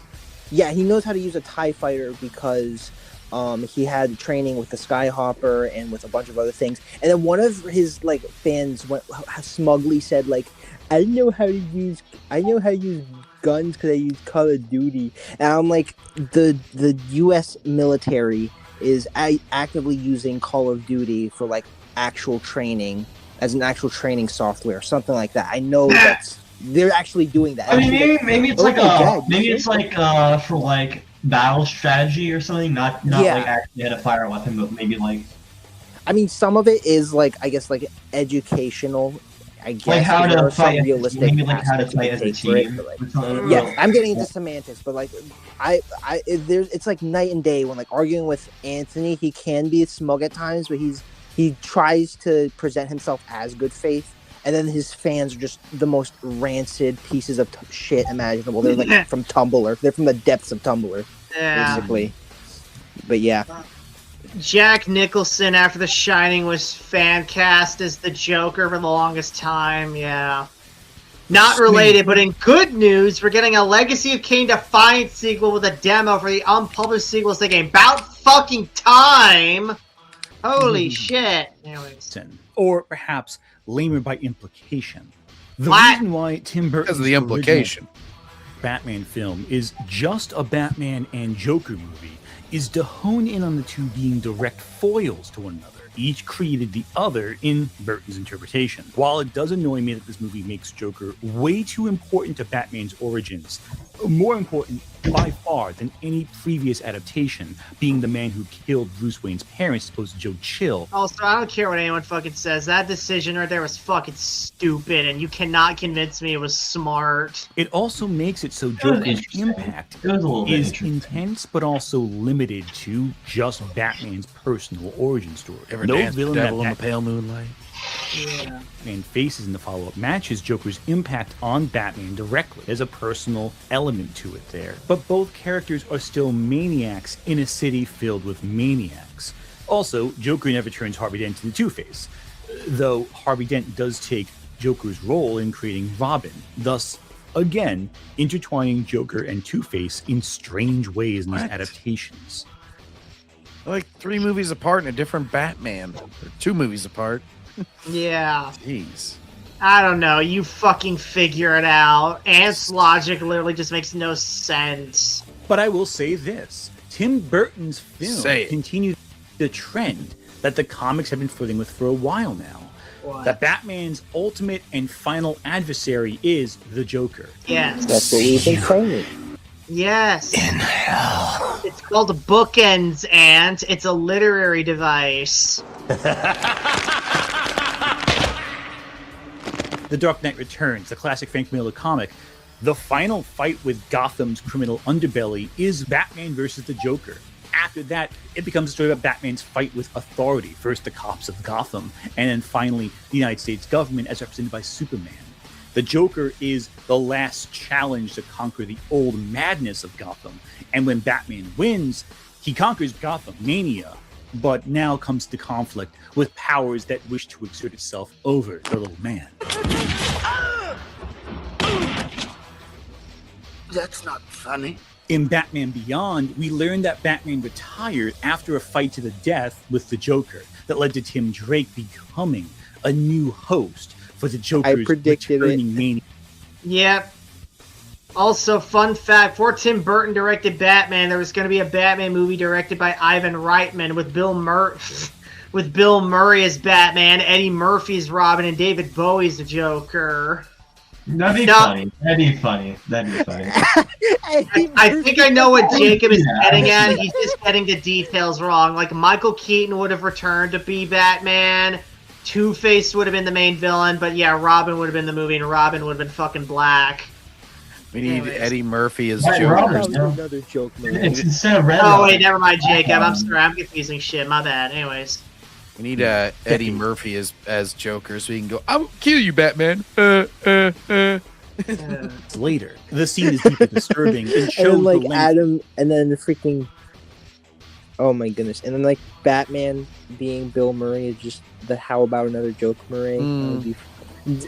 Hearing both David Bowie's doing that, like, I am scared of Americans. How about another joke? I don't know. Joker will go to even in this animated world, and it does kind of establish him as the ultimate villain. If Batman were to stop fighting crime in this world, it makes sense the Joker would be that last challenge. And in The Dark Knight Rises, Batman retires after the events of The Dark Knight, effectively meaning The Dark Knight was enough to make Batman stop being Batman for several years. It takes the rise of Bane to drag Batman out of retirement, but effectively, Harvey Dent's sacrifice, again, Harvey Dent, a weapon of the Joker, was used to put criminals in jail perpetually, erasing the need for a Batman, in Bruce's eyes, in that continuity. Again, the Joker is Gotham's madness, but Batman, in order to stop that madness, effectively ended all crime in the city for several years, using the name and reputation of a madman. The best thing the Arkham games did, in my Yeah, and as Rick pointed out, his girlfriend fucking died, by the way. David Bowie would be okay as a Joker. Bill Murray and Eddie Murphy would be terrible. Yes, they would be. I don't know. I feel like if it was like a more of a comedy spin on it, Yeah. there'd be a good amount now. If it was like not like a serious, it would just be like a kind of like almost a parody. We have we should have Adam Sandler as Batman and Eddie Murphy as Robin. That would be so fucking funny. was to kill off the Joker, to show Batman existing in a world after the Joker's legacy. But that's not to say the Joker is the only Batman villain. As Bane. And Batman. Both the game and television. This fucking piece of shit. Gotham Knights. Never saw that one. Oh, it's ass. It's pure ass. It's buns. It's shit on a bun. Buns. It is dog shit. I'll have to check it out sometime. Yeah, Joker killed himself, you fucking moron. Oh, fuck, not this. Oh, fuck, yes, Rick.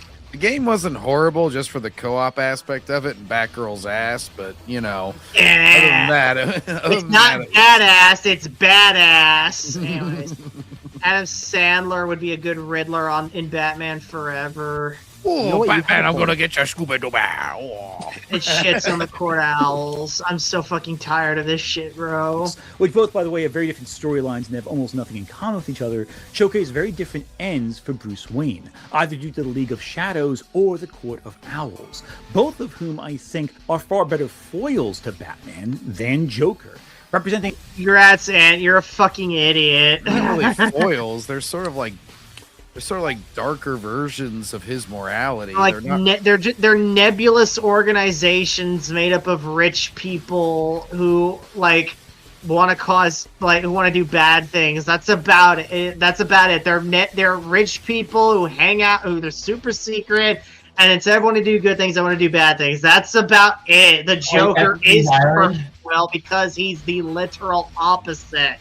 You can't get a better foil than that, Ant. So, sorry, Ant, you lose in that argument, too. How far Batman's quest for order and justice can go.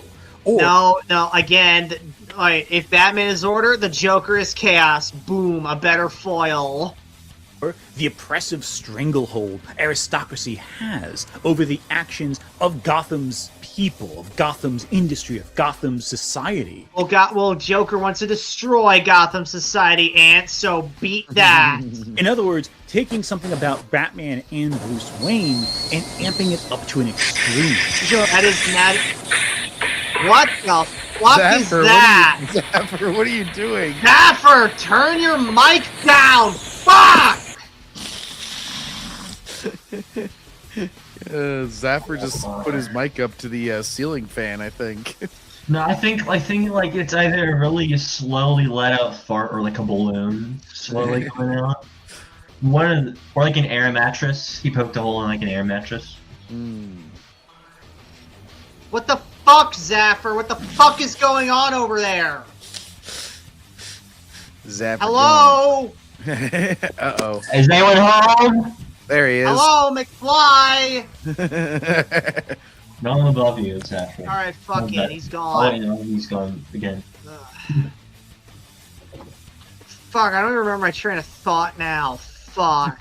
And was basically saying that the Court of Owls was a foil when really it was just Joker who's a foil. Yeah. People of Gotham's industry, of Gotham's society. In other words, taking something about Batman and Bruce Wayne and amping it up to an extreme. Sure, really, that's nothing new. That's nothing new at all. Prometheus is that. He's a rich guy who learned how to fight. Only instead of wanting to fight crime, he wanted to do crime.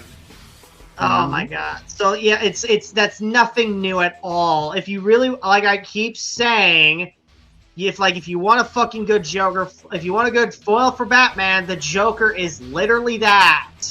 Actually, Batman could be the villain if he took things in a different direction. See, Joker being Batman's opposite isn't enough to make him his nemesis. I mean, it literally is, Ant. What the fuck you mean it's not enough? Like, what, does he need to wear, like, a fucking cape, too, or some shit? A lot of Batman villains are foils to him. And this is something that Tim Burton understood. But you know none what of them... foil is? Like, being the slightly exaggerated version of yourself is not a foil. I don't know where he's getting this terminology. That's like a shadow archetype by that point. Yeah. Anyways. In Batman Returns, Batman finds himself confronted by a selfish rich guy in the form of Max Schreck, a man who becomes a freak after losing his family in the case of Penguin, and a soul out on a mission of justice who cannot balance the multiple identities they take on in the form of Catwoman. All of these are equally compelling as an agent of chaos wearing a jovial face and a Cape Crusade. No, Ants. No, they're not. Oh, what rigatoni? I wanted spaghetti! Anyways. Oh, let's keep going. Vader, who dresses up to scare criminals, but has a truly good heart. A parody of light and a representation of darkness. Undeniably. Oh, it's poetic, man. It's like Star Wars or some shit. Oh. I said light and then darkness. That means I'm deep. Ha! Ants reaching the same level of deepness as fucking Skywalker stories now. Batman and the Joker are great adversaries for each other, but it feels kind of forced how every adaptation arbitrarily sets up Joker as the true bad guy for Batman. No, they don't set it up that way. He just is. Like, the minute you say, hey, I'm going to make a Batman show, it's like you're kind of doing that by default, Ant. I'm sorry. I don't know what to tell ya. I'm telling you, hey, Ant, if you truly do not want the Joker in anything, I got a really good cartoon, and I use good in quotation marks, a really good cartoon for you to watch called Beware the Batman. Have at it, you beautiful son of a bitch. Anyways. How by nice. insisting, You called him beautiful. I call everyone beautiful sons of bitches, John. That means nothing. On this foil between them, by speaking the metaphor out loud, rather than allowing the audience to come to the conclusion, no, this is Batman's ultimate nemesis. You complete me. You made me. Remember? I'm your best friend. It's not through action that we see the Joker become Batman's greatest enemy in most adaptations. We are simply told this is Batman's nemesis. Well, even then, it's very apparent in what the Joker does, you know, and like a Joker wouldn't say that if they're just walking down the street and they see each other for the first time, they wouldn't fucking do that. Like, fucking hell, and I didn't say I'm your arch enemy after our first encounter, after the first video I made on you. I said that after we both, like, made multiple pot shots at each other. You know what I'm saying? So even then, it's like fucking, So no, it literally is because of what the Joker does. Fucking idiot. And then Backseater after Ant was like, "You're garbage who makes videos for money." You were like, "You and I are destined to do this forever." Yes. Yes. Well. Then again, Ant admitted he's tapping out, so maybe not forever. That is a bit of a stretch, but hey, I am 100% still willing to rag on his nappy ass. Rachel going crazy and decided to kill Bruce only for Talia to bring him back and so he died again. He's not going to appear on SK's streams with 20 viewers to argue with you again? I don't know, probably. You know, SK was holding a stream last night, and I was heavily considering appearing on there. Kino went on there, I know. He was talking about it. Oh, he went on there last night? Yeah. Oh, I didn't know that. I forget. I just remember people saying, like, oh, it was 5v1 on him, of course. Because SK can't make an argument unless he's got a whole gang with him. Yeah, Kino can take him. Yeah, anyways. His true opposite. And while other villains have subtext that support that parallel foil structure, the Joker, it goes beyond subtext. It becomes the text of the narrative, that they are destined to be enemies, that they are destined to be opposites. This is your destiny! And there's something about that beleaguering of the point of this nemesis nature that I think kind of ruins it. In my opinion, the only work that has beleaguered the point that Batman and Joker... Oh, why, Ant? I thought you liked the themes of these stories. That's literally part of the themes. For our enemies is Lego Batman. You think you're my greatest enemy? Yes! You're obsessed with me! No, I'm not. Yes, you are. No, I'm not. Yes, you are! Because that's a satire. It's kind of a pastiche of Batman. And it uses that framework to illustrate, in a kind of funny, quasi-satirical way, Batman's identity and his own personal character arc. It's tied in with Batman's arc, as opposed to anything else. Batman doesn't do ships. What? As in relationships. There is no us. And Ant, before you take that line out of context, he means it's a platonic relationship, okay? I just want to get that out there before you start thinking things.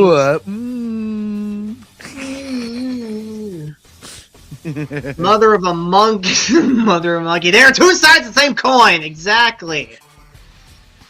We have to be told these guys are enemies. You don't have to. Most people got that before the movie said those lines. Hell, most people got that before the first time they sit down to watch, or read anything Batman related for the first time. Anymore. We have to be presented with it naturally. No, we don't, and that's ridiculous. We don't have to be told Lex and Superman are arch enemies in the most recent Superman film, for example. We just see them. Oh, really? Because Lex goes on a whole speech explaining his entire character about why he hates Superman. So that's pretty sloppy fucking writing that they do in that movie. But you won't say that because you got to chill for that movie. This is just more fucking Ant hating Batman. I swear to God. Ant, if you don't like Batman, you prefer Superman, fine. Why are you trying to bury him in all your videos, man? I mean, come on. Yeah, who doesn't know that? And and Ant, you want to know why they put that shit in the movies then? You want to know why they keep putting that in all the movies, that same fucking line? Because you people are such big fans of themes, man. Ant hates Batman because he represents capitalism and toxic masculinity. Probably, yeah. Ant was like, Lego Batman movies very homophobic. Yeah. And see the opposites at work. We see the dynamics opposing each other on a larger scale. There's no need to tell us, this is Superman's arch nemesis. We don't need to be told that. So why with Batman and Joker do we have to be told constantly, this is Batman's arch enemy? It feels kind of redundant and strange, doesn't it? Because of the themes, and Betty would love Absolute Superman's story 100%. I like how Ant is okay with, or is against, rather, the Joker saying one line where he's explaining his character a little bit, and he's okay within Superman, Lex going, I know when they mention Galileo or Einstein or whatever, these other twits in the same breath as me, I feel a tide of vomit burn back in my throat. But at least Galileo did something. He wasn't some dopey Venusian catapulted onto the planet just to have the world bond over him. Because his strength illuminates how weak we all really are. So my envy is a calling. It is the sole hope for humanity. Because it is what has driven me to annihilate you. It's like, Jesus Christ. They made Lex give the Joker line, but he did it in a whole fucking paragraph. Yeah. Oh, this is Ant in the bottom left corner, by the way. Yeah, Joker got that.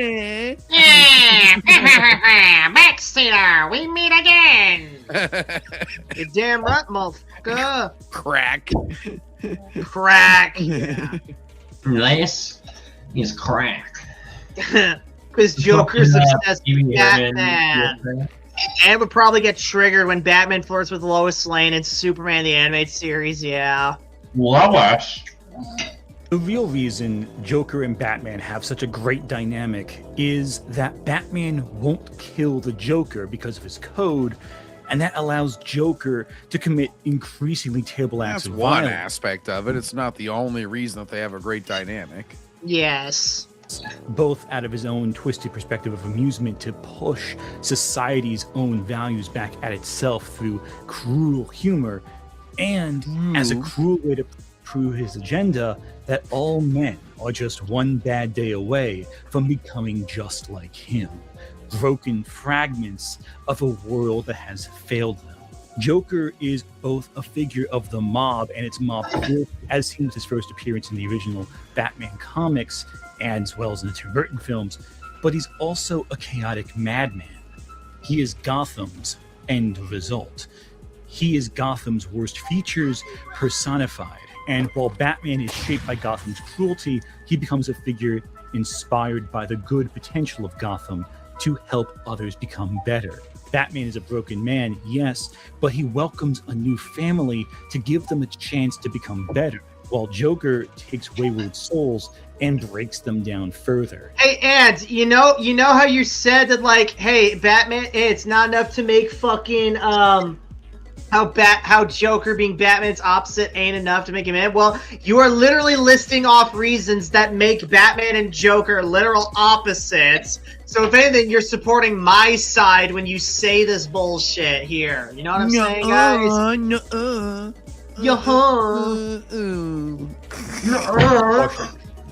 For his own amusement, but partially for his own selfish betterment. The Joker is a walking contradiction, just like Batman. What the fuck are you showing a random Harley Quinn attacking clip? I don't know, it's just B-roll I footage. don't know, we hate Harley Quinn. That's yeah. why. Oh, we hate Harley Quinn until she becomes a lesbian with Poison Ivy. Then she becomes a good character to these people. No, yeah. But Joker keeps wanting to break Batman's ethical directive, and Batman... Also, how the fuck, so he called Batman and Joker walking contradictions, like, literally how? That makes no sense in and of itself. Beyond hope, thinks he can win the battle for Gotham's soul by helping fix the Joker. I don't want to hurt you. I don't want either of us to end up killing the other. But we're running out of alternatives. Maybe we could work together. I could rehabilitate you. It's a war that will never produce fruit. There's a lot of the dynamic that adaptations leave out because they'd rather just tell us Batman and Joker are destined. What is this weird fucking paintbrush effect right here, Ant? Like, holy shit. He's like, I am Batman, see? Yeah. For each other. Without actually putting the work in to establish why we should care. They assume we care. And we should care because they're Batman and the Joker. Boom, there you go. So, like, I don't know what, like... The Joker is going to poison some wash pie and kill a bunch of babies. Yeah, so, and let me get this straight. So you don't want the Joker to say that one line over and over again in all these different fucking films and shit, but you are fine with fucking seeing why the Batman and Joker hate each other over and over again? Wouldn't that actually be more repetitive? Yeah, instead of one line, it's like whole scenes. Literally, yes. Care going in, and thus don't put the work in to establish them as perfect foils. Undoubtedly, weren't you just pointing out earlier that films and shows only have so much runtime that they can't afford to waste it on shit like that? So which one is that? You know, dare I say it? I think he's just lacking media literacy here. Yeah. He doesn't seem to pick up on any of the other storytelling other than the outright lines. So, quite frankly, it seems like he's the one that needs those lines where they outright state character motives, because otherwise he's oblivious. Okay. They even team up in some point in the comics, making that an awesome combination of order and chaos. Yeah. The worst example of this particular. I got a weird take, but telling someone they don't have good media literacy is like telling someone they have to have a high IQ to understand Rick and Morty. Right. No, I was poking fun. So pretentious, and it's like, it's fucking comics, dude. All right, they can tell deep messages, and they can be very thought-provoking, but at the end of the day, it is for entertainment.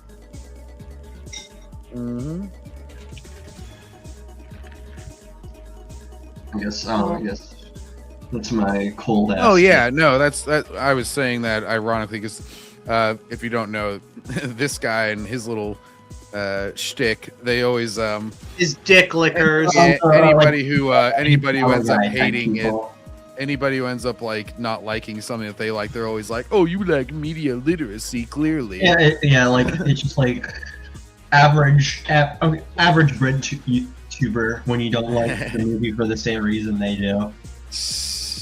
The problem are the two Joker movies, where Joker is he gonna try and equate the two Joker movies?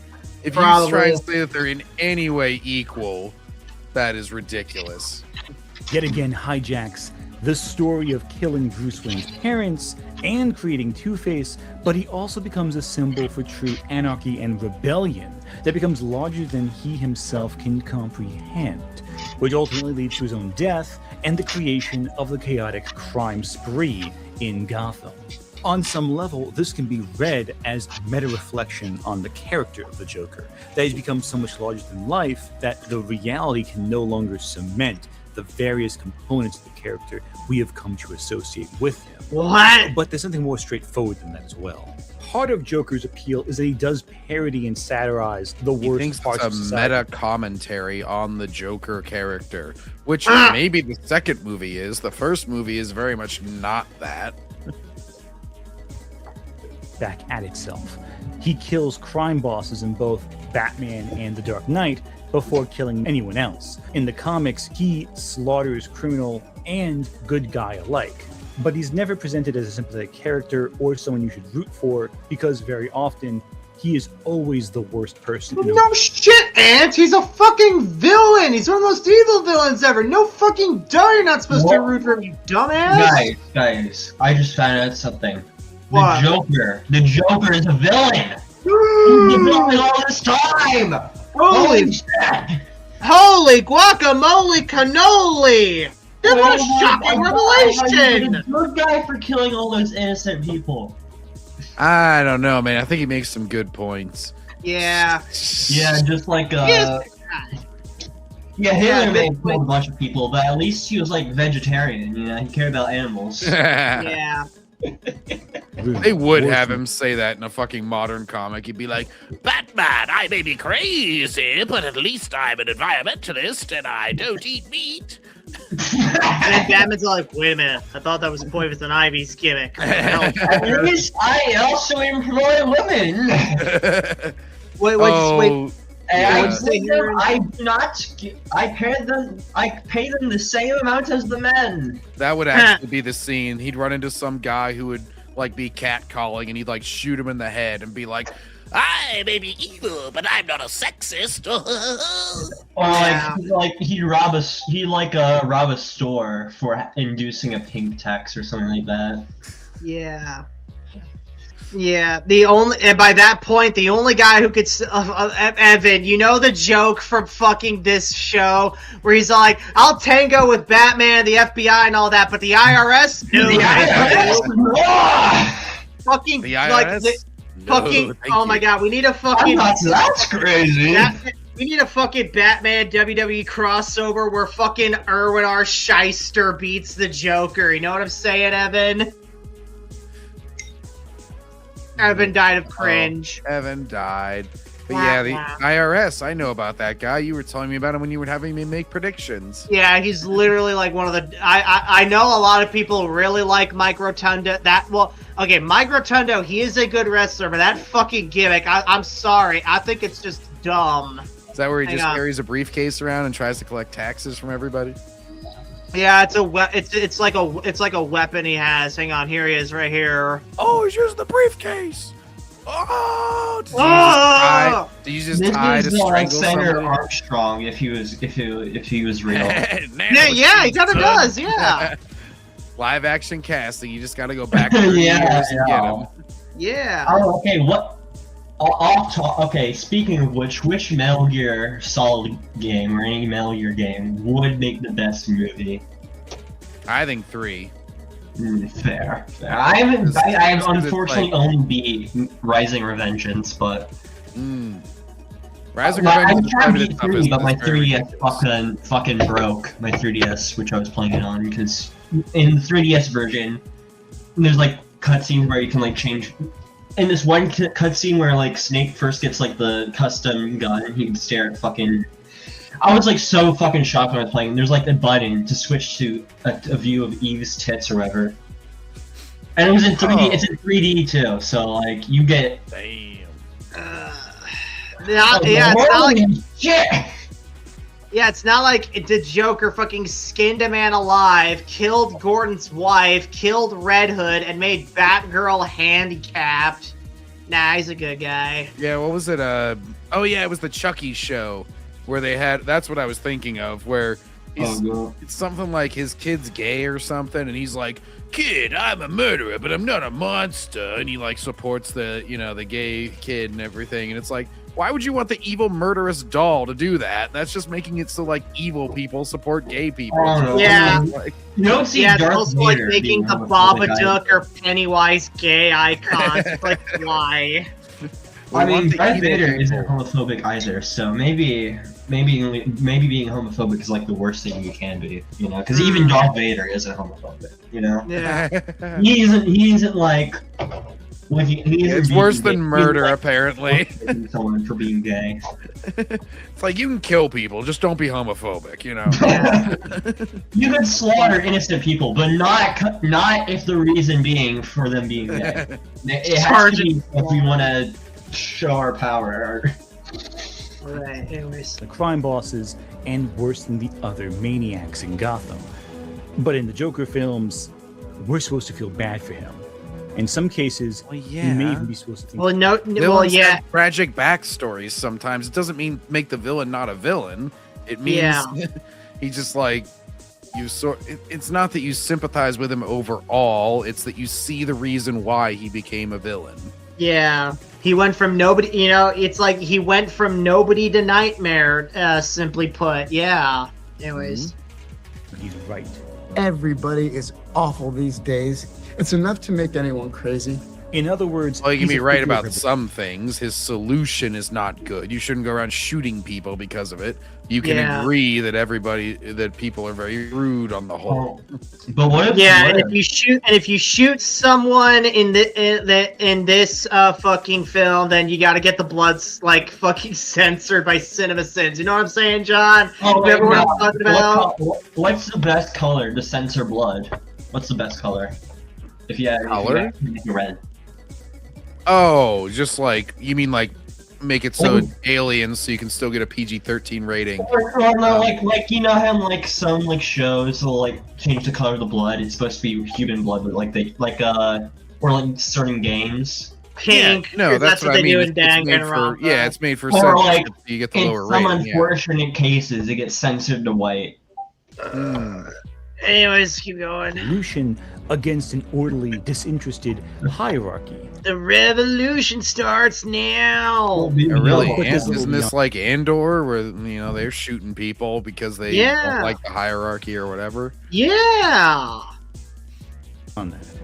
And listen, I fucking hate this version of Gotham. So watch your fucking profanity. Of course he hates this movie because it made $1 billion and it appealed to the incels. No much. It is a world where the Joker is the center of everything. At least with Burton's Batman, Jack Napier just... The Joker is not the center of everything in that. Not even after he becomes like pseudo-famous. The fuck you on about, Ant? Yeah. Like, I'm sorry, where was all the Joker fucking merchandise stores? Where was the Jokerland amusement park? Where was the fucking Joker-themed fast food restaurant in that? I don't think Ant understands that the movie is... Remember the Crazy Hamburger? No, I don't remember that.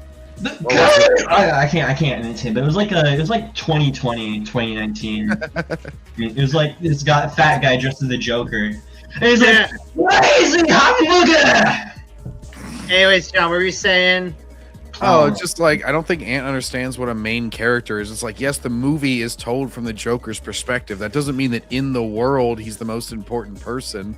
Like, he literally is less important than even the movie lets on because, like, he's imagining shit. Like, the lady doesn't even know that he exists until the end of it. Whereas from his perspective, he was her boyfriend. Like, it's like he just didn't. Okay, would Joker be a Redditor? Would he be a Redditor?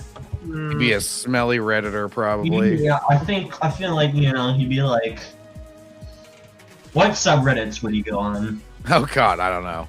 Dude, I'm so happy I got off Reddit, really. I only go every specific niche gaming communities, or like, and some Reddits are just funny, dude. Some subreddits are just funny to look at. Well, now every / we want plates. It's so funny. Every small town subreddit is now just about tracking down ICE agents. It's kind of creepy. They're always like, they're stationed here now. Has not proven to be an effective way of getting rid of immigrants, without collateral. But I don't think you should be hunting people down. You shouldn't be like a bounty, a fucking. You shouldn't be Boba Fett. Dog the bounty hunter. Melissa says, yes, Melissa, that's correct. IRS is Bray Wyatt's dad. That is correct. Anyway. Happened to kill Bruce's parents in an act of seemingly random violence. Yes, it breaks canon, but it feels organic. Here the Joker maybe... I got nothing. I don't really think it feels I think that is probably the weakest point of that film. I like the film overall. I feel like that plot twist is a little...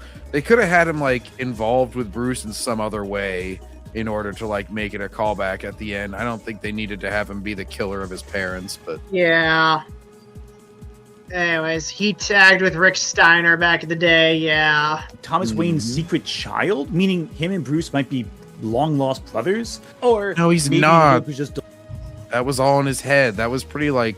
I mean, that was the subtext I got out of it, is that, like...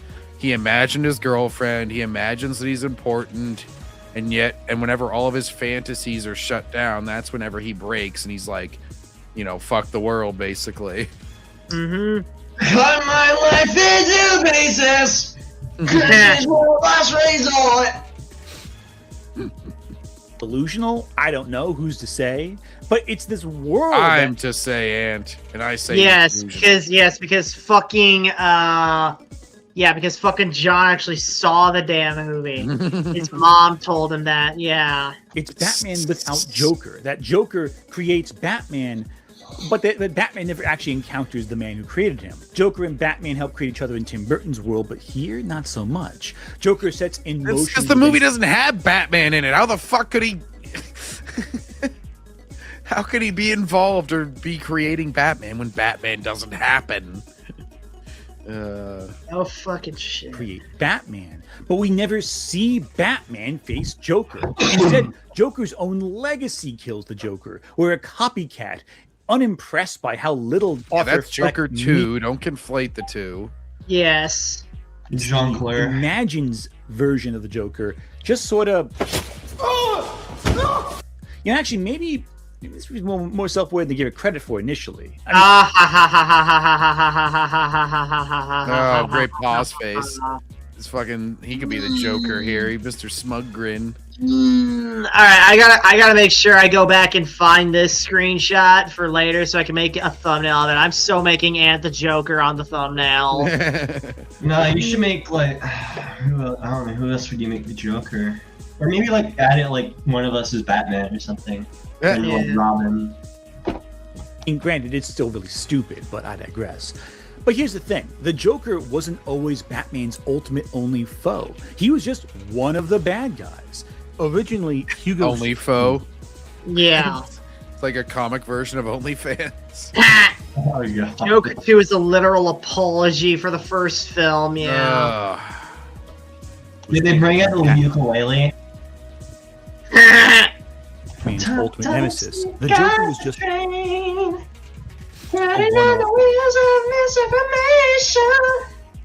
I'm sorry. Bad guy who was actually killed off in his first appearance.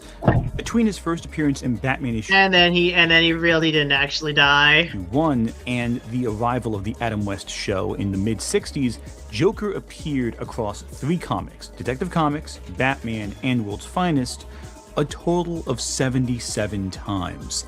Okay. That's 25 years worth of comics and only appearing 77 times. Alright. Well, they're once a month, right? And plus, like, you could still have him as the main villain, because there's so many villains that you could still have one main one. Yeah, and that, keep in mind, that was back before they really solidified who was an A-lister in Batman's Rogues Gallery, so, you know, like, and also like the rate that Batman would have just fought normal fucking thugs by that point was also a lot higher. So yeah, no shit Joker's gonna be that low. It's because nobody knew how fucking big he was gonna be, and Adam West series. That means he appeared in roughly a quarter of the comics. He said 25 years worth of comics, I believe. So yeah, 25 times 12, because one a month. Yeah. You know, that's basically 300 comics.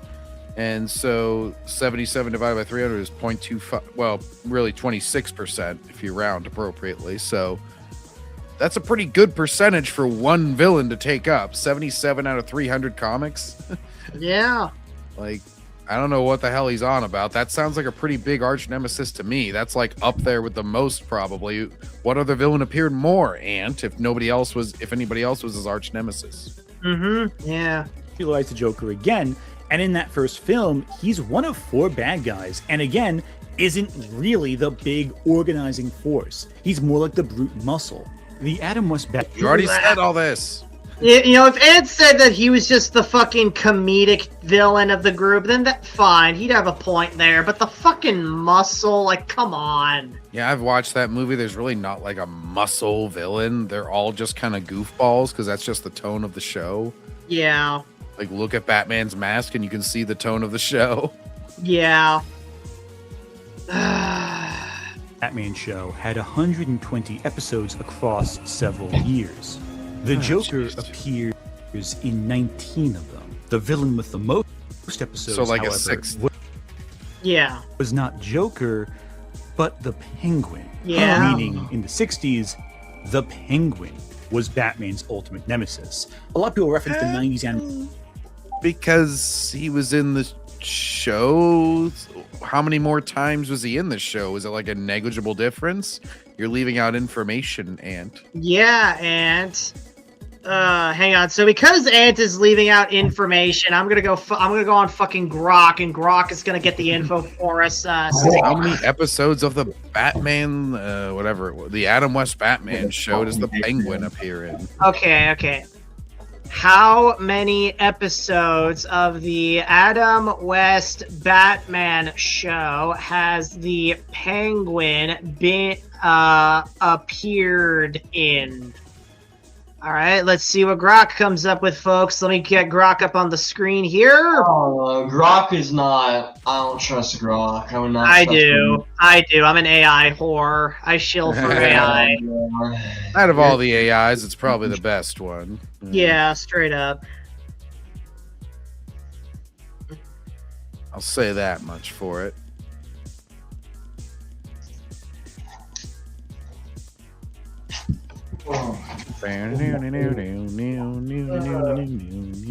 It's really thinking.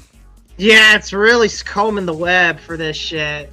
Let me catch up with chat while it's coming. Rick says that was supposed to be Heath Ledger or Joker, according to the director of Joker 2. That makes absolutely no fucking sense. In Batman Eternal comics, a D-list villain was the main villain, and Joker wasn't around for that, so you're just spouting bullshit again. Yeah. Penguin parts 1, 2, 1, 3 only. Croc is really like working hard on this answer. Yeah, well, I looked at what it was saying. It's cross-referencing to make sure on the numbers. It's cross-referencing. It's cross-references. Yeah. Yep. It's like, all right. So he's appeared in these. Looked like it was 20 something based on its early counts. To the 22 total count. Bat climb sequences. Oh. Rock, can you give us the answer now, please? Meredith's credit count. Man, it's going through really specific ones. I mean, you did ask about a half-century-old show. Yeah.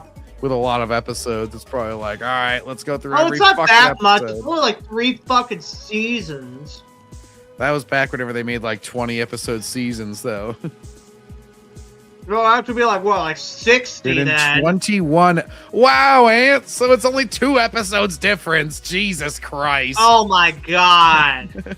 Oh no, That's a thing. I'm an AI skeptic, so we'll see about that. And keep in mind, all the Batman, like, I want to say, like, most of the fucking Adam West Batman show episodes were 2-parters. So if anything, it's like half that number if we were to, like, group the episodes together based on, Batman like, escape this evil trap? Find out next week. Okay, I just looked it up. So season 1 had 34 episodes, season 2 had 60 episodes, season 3 had 26 episodes. So total it had 120 episodes. So if the Penguin got the most and it capped out at 21, then I'd say pretty much everyone in that show got a fucking fair amount.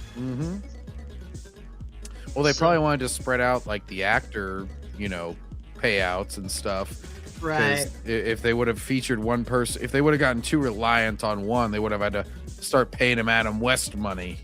Yeah. Anyways, keep going. Movie cartoon where Mark Hamill plays the Joker. It's one of the best performances and one of the most iconic ones to date. Without this, you don't get Harley Quinn. You don't get a lot of the elements that we now associate perpetually with Joker. It's a great balance of mania and villainy. And no one would argue that Joker is not Batman's ultimate nemesis by the time the Batman Beyond movie rolls around and we see their final fight take place. It does the legwork. But how often is Joker actually in that series? Well, I decided to take a look. How often is Joker really in this classic show? Though he feels omnipresent in the story, he only appears in 15 of the original 85 episodes of the cartoon. Who's the most? And when you factor in Batman's role in the Justice League cartoon, that means Joker... Wow. That's going to greatly diminish the percentage because, yes, in the Justice League cartoon, they're not fighting Joker too often. Yeah, and also, Ant's also leaving out that once they got into Justice League, they weren't allowed to use Batman villains all that much because of an embargo placed on them. You remember that, John? Oh, no, I didn't know about this. Yeah, John, if you didn't know, the reason why Batman villains didn't appear on this, Joker here is the exception. The reason why a lot of them didn't appear is because there was we mentioned it, Dinosaurus mentioned earlier, the 2004 Batman cartoon was going on and they had the rights to use all of them, and Scarecrow and Ra's al Ghul were being saved for Batman Begins, so they couldn't be used on either of those cartoons because DC just thinks their audience are so stupid they can't handle 2 versions of the villain appearing on 2 different shows at the same time. They'll get confused. I don't know. Yeah, exactly. So no fucking shit Joker isn't going to be on the show. Not only do they have more villains to fucking use, and of course they're going to take the opportunity to use them, use villains they haven't used in the prior shows, but they also like legally speaking can't. That's also like why when they finally got around to making the Legion of Doom in Justice League Unlimited Season 3, they couldn't use the Riddler or Scarecrow, even though they were on the Legion of Doom in Super Friends, and that's supposed to be an homage to that show, right? Mm-hmm. So yeah, that's pretty much why. Eh. So yeah, no shit, Joker's not going to be in the show much, Ant. And Batman fought each other with far less frequency than you would initially believe. Well, yeah, like right there, Wonder Woman can pretty quickly dispatch the Joker. Yeah. He threw an explosive doll at her the one time, I remember, but that was about it. Yeah. Even more remarkable, a number of those appearances used Joker not as the main antagonist. Joker was a great antagonist in that one episode where they introduced the Royal Flush Gang, and he's got like the whole TV show set up. Wild cards, yeah. Yeah, and he's like, and here comes Batman. Oh, he's looking chic, and now come the fashion disasters. Also, Ant said that Joker only appears in 19 episodes of BTAS, and there's 85 episodes total of BTAS, so Joker appears in about 22% of that. That's still a pretty good percentage. So he's pretty close to a quarter in both of the shows that he's mentioned. Yeah. And he also, just what makes me believe the 21 number for the Penguin is it's like, why would you not mention the number unless it was like super close and would totally negate your point? Exactly. He hid the number because it would negate his point or undermine his point. Yeah. I don't think he said the number for the animated show either. The Justice League show. Well, he didn't even mention like in the Batman show. He was like, "Oh, Joker's only in whatever it was out of 85 episodes." But he never mentioned like, oh, who shows up more. Like he mentioned the Penguin for the live action one. Hang on, let me ask Grok that. Hang on, which appeared the most? Which villain appeared the most in Batman the Animated Series?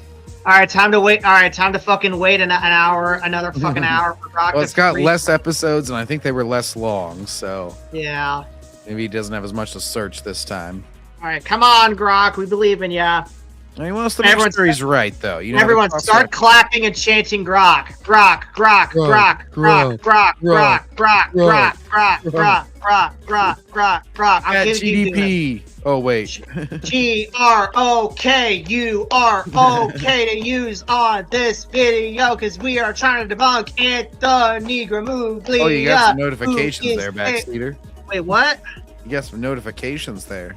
Oh yeah, I know. You can get 50% off premium. Look at that. Ooh, sweet deals. I totally get that. If I could afford it. I'm so sick of being poor. I swear to fucking God. Don't let your dreams just be dreams. Yeah, don't let your dreams be memes. Do it. Just do it. Oh my gosh. Just remember to say your prayers, eat your vitamins, believe in Hulk Hogan, believe in yourself, and I forget the fifth one. Evan Hogan, I hear he's a racist. Yeah, Evan. Hulk Hogan cringe though. He's kind of cringe. Ooh. Kind of retarded. Wow. Well, I mean, dude, he worked well for his time. Anyways, outdated. Here we fucking go. The villain who appeared the most is the most recurring. What the fuck, Ant? Look at this shit. The villain who appeared the most in Batman is the Joker. According to episode counts, in the original 85 episode run, the Joker appeared in 18 episodes, including the direct continuation of the new Batman Adventures as part of the broader series, totaling 109. The count rises to 27. So 27 divided by like 109. That's 24% right there. He's still in like close to a quarter of the damn show. Mm-hmm. Joker for our paces, Harley Quinn, Poison Ivy, Two-Face, and the Penguin. I like how they have to list his sidekick as someone that he outpaces. It's like, well, I should hope so. Yeah. Anyways. But as part of an ensemble, Almost Got Him, The Trial, Harley and Ivy, and The Strange Secret of Bruce Wayne featured Joker as a side character. In some cases, a minor side character. And you know what? For a time, this was true in the comics as well. Stories like No Man's Land, Nightfall, Under the Red Hood. Oh man, I wish Kino were here so that way he could be like, just because it happened in the comics is a bad excuse. I swear to God, I wish Kino were here for this. Anyway. Long Halloween. Joker is an instrumental character, yes. Remember Long Halloween? Mm-hmm. Remember Long Halloween? Just throw back to the early. This Long Halloween again. We can. Well, I think it's safe to say we can throw Long Halloween in with Neuromancer and Tales of Earthsea of just shit ant glazes constantly. Okay, now we need to do that in like another video or something before we. In Nightfall, Bane's most iconic story, Joker mainly works with Scarecrow to inflict harm, and Batman has to stop them both before Bane finishes his mission of breaking the bat. Yeah, you're also leaving out the part where Joker betrays Scarecrow and bashes his fucking face in with a chair. I like Joker's hat in this one. He's looking fly. Yeah, they should have Joker to have more often. And all the girlies say I'm pretty fly for a white guy. Wait, which is do you think Joker would ever do blackface? I may be evil, but I never do blackface. He might as well wear black makeup. Joker actually is black underneath his makeup. They never show Yeah, it. that's why he dresses so fine. That's why he has he actually has a sense of fashion. I'm real slick, you see. Fascinating He's got element the in how Maybe he's Joker is- Hispanic and he's wearing. He's wearing a Steve Harvey suit. You know what I'm saying? Anyways. Yeah, imagine the Joker fucking like hosting Family Feud, and like the winner. They would all just die. Like both teams are trying to lose as much as You know, every episode they're we like just getting the worst answers possible. every episode we just end with Joker talks and flooding the room, and then him like signing off. Yeah. more an agent of pure terror than arguably the Scarecrow is today, where the Scarecrow has become almost neutered in some versions of the story. The Joker has become more frightening, more of a ghoulish, nightmarish figure, more interested in creating horrific, haunted houses of nightmares than telling jokes like making the fish laugh. What makes it... Yeah, and Ant, guess what? People like that. So, sorry, bro. I don't People know. I do miss the laughing fish, you know, like, that was kind of funny, you know. Like, Yeah. So frustrating is how every game-changing Batman story Aquaman seemingly now. needs Joker in there somewhere. And this is something unique only to Joker. Not Riddler, not Penguin, not Bane, not Ra's al Ghul. Yeah, no shit, Ant, like, how many fucking times do we have to repeat this shit? He's the main guy! He's literally one of DC's top main villain guys. Like, what the fuck? Like, at this point, the only real fucking Ant, at this point, like, really the fucking answer you're looking for is that you just don't like the Joker. It's fine if you don't like him, Ant. You don't have to like every fucking villain. You don't like him, okay? Let people who like him read his stories. Let him be the main villain. Read some other fucking story. Read Long Halloween for the umpteenth goddamn time. Because all you're doing is just bitching here. You are literally bitching. I mean, isn't that what, like, most commentary videos are, though? Yeah. That's... Like this stream, yeah. Yeah, we're bitching about a guy bitching. I am well aware of that, yes. Joker. When Scott Snyder started his New 52 Batman run, one of the best runs of that era... No, it wasn't, because it was a comic book that came out after the 90s, so it sucks by default, Ant. Sorry. He started with the Court of Owls story, introducing a new component to Gotham that enriched Batman's mythology. Was this Tom King? Yeah, no, it's Scott Snyder. Followed it up with Death of the Family. When the Joker shows up yeah, in Death of the Family, it had to be something big. He couldn't just do a normal Joker story. He had to do something that changed the game in some way. And by hyping it up as a game changer... where he, like, sewed the face onto his face? Yeah, he cut his face off and then stapled it back onto his face, yeah. That always seemed like edgelord shit to me. I was like, all right. Yeah. Ant's saying that, hey, we have to change the game. Ant, to that I say, time to play the game.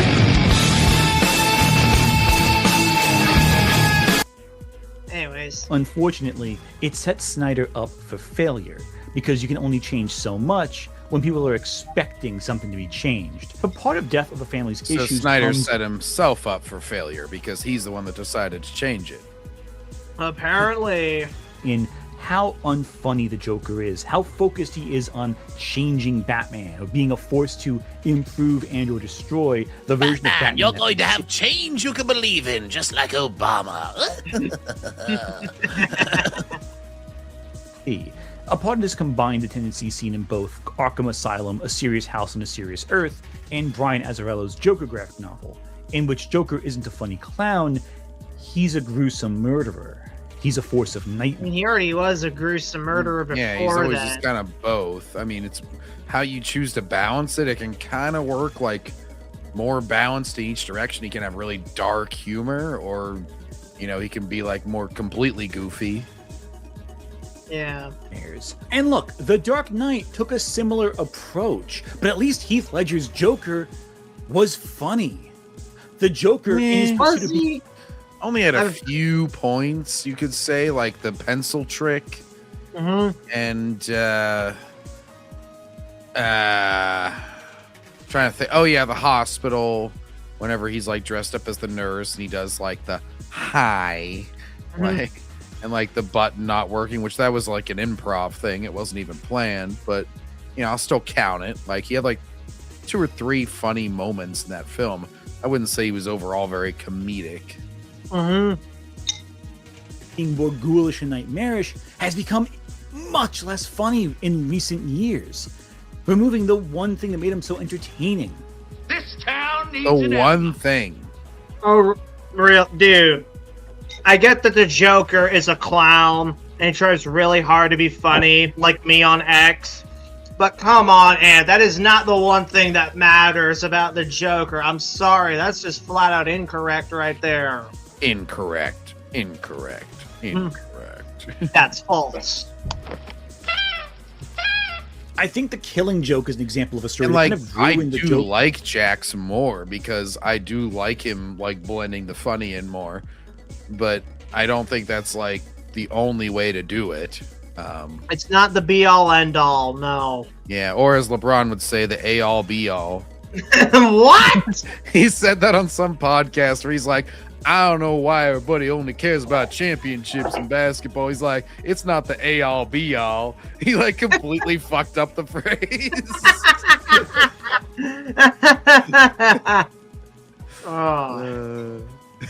Because in that story, Joker tries to prove his belief that all men are just one bad day away from going mad, and he fails to prove it. But the thing about The Killing Joke is it's an exceptional joke. It's not the norm for Joker to do that. It's the exception.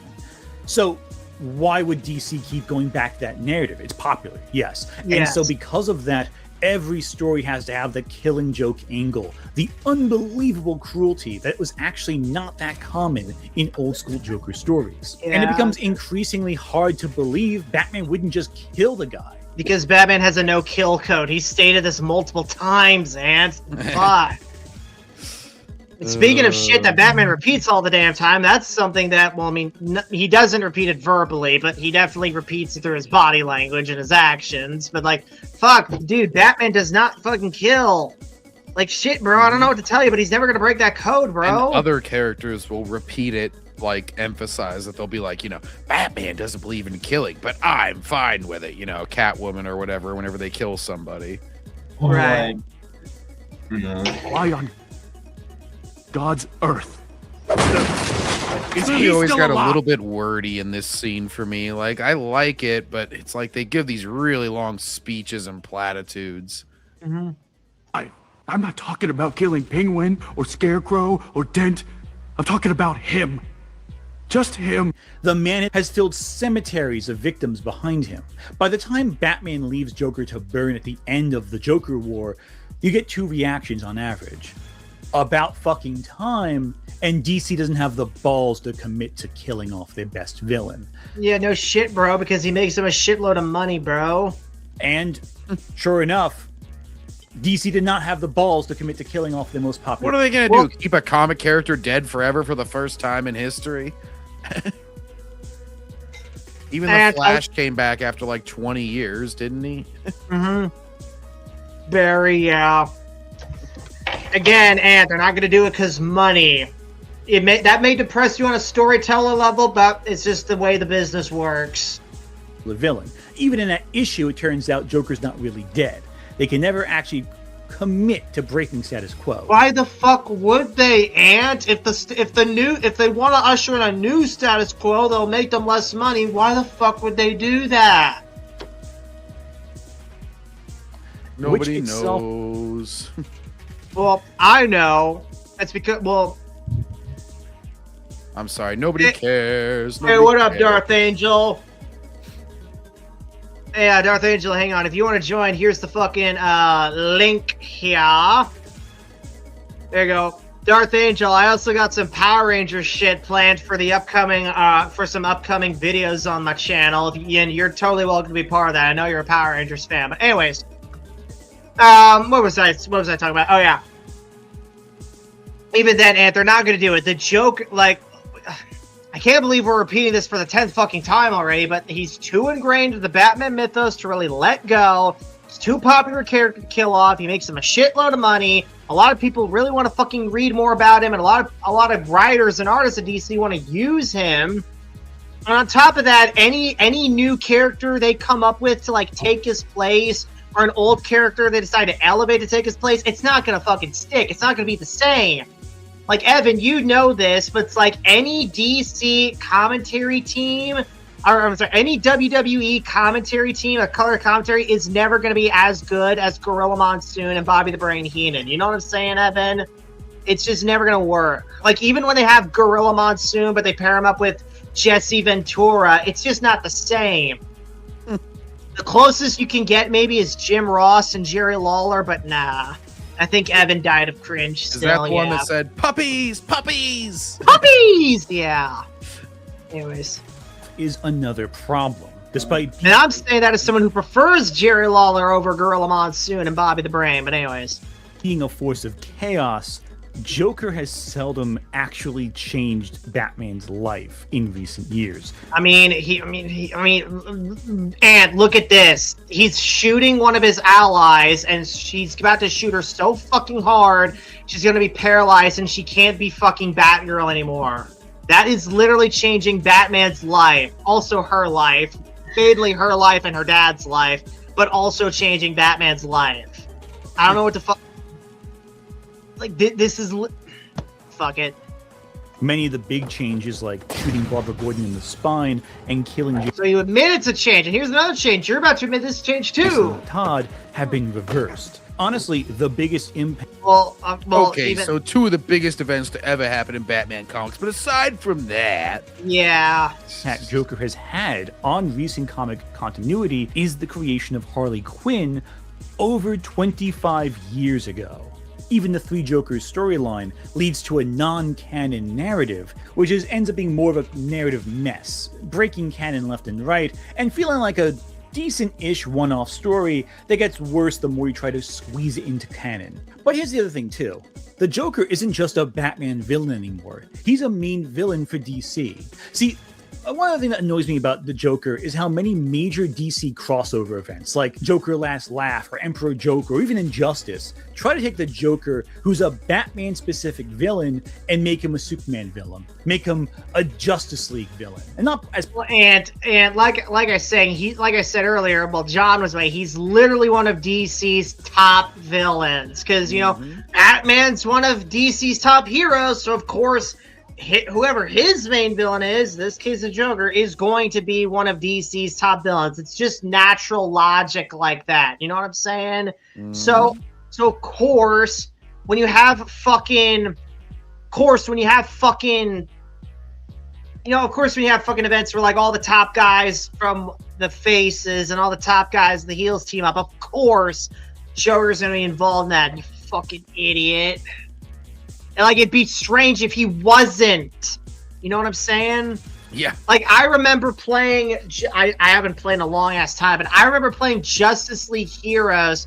You guys remember Marvel Ultimate Alliance? It's basically like that with DC. I remember playing that game. I'm like, man, where the fuck is the Joker in this game? Where the fuck is Lex Luthor in this game? You know who they got instead for that game? Who they get? The Key.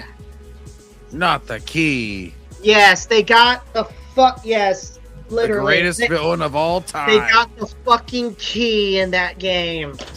Who the fuck is the Key, you may ask? Exactly. A guy who can unlock things. He's like Jill Valentine in the first Resident Evil. Yes, John, John, no fucking joke, you're right. Perhaps you, the master of unlocking, can make use of it. Batman's like, why would you say that? Right. Injustice gang like it used to be, but as a sole threat. Oh, hang on, rewind that. Hang on. And cleavage. Oh. There it is. Yeah. I'll leave a pause there for a few minutes. Anyways, Bruce Timm's like, I want this shot in there. Why, Bruce? Yeah. It's only a half a second. He's like, fuck it, animator tits. The sole threat that even Superman can't defeat, and this is despite the Joker having no powers. There are stories that he is really clever, and so he's really resourceful. He's got a decent. Lex Luthor doesn't have powers, and yet Batman doesn't have powers, and yet Superman teams up with him, and he's a valuable member of his team. Yeah. Again, this just all circles back around. Ant just really doesn't like Batman, man.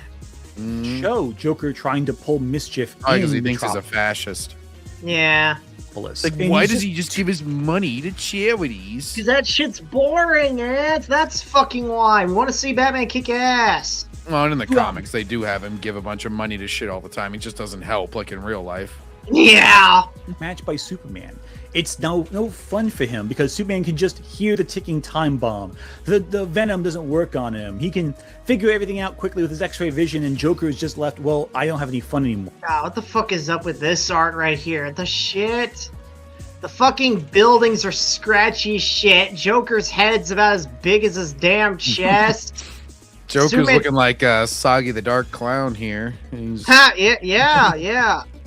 Superman's cape is just shooting out to his left. It's a very strong wind that day. Yeah, it looks like fucking Superman's posing like he's a fucking JoJo character. You know what I'm saying?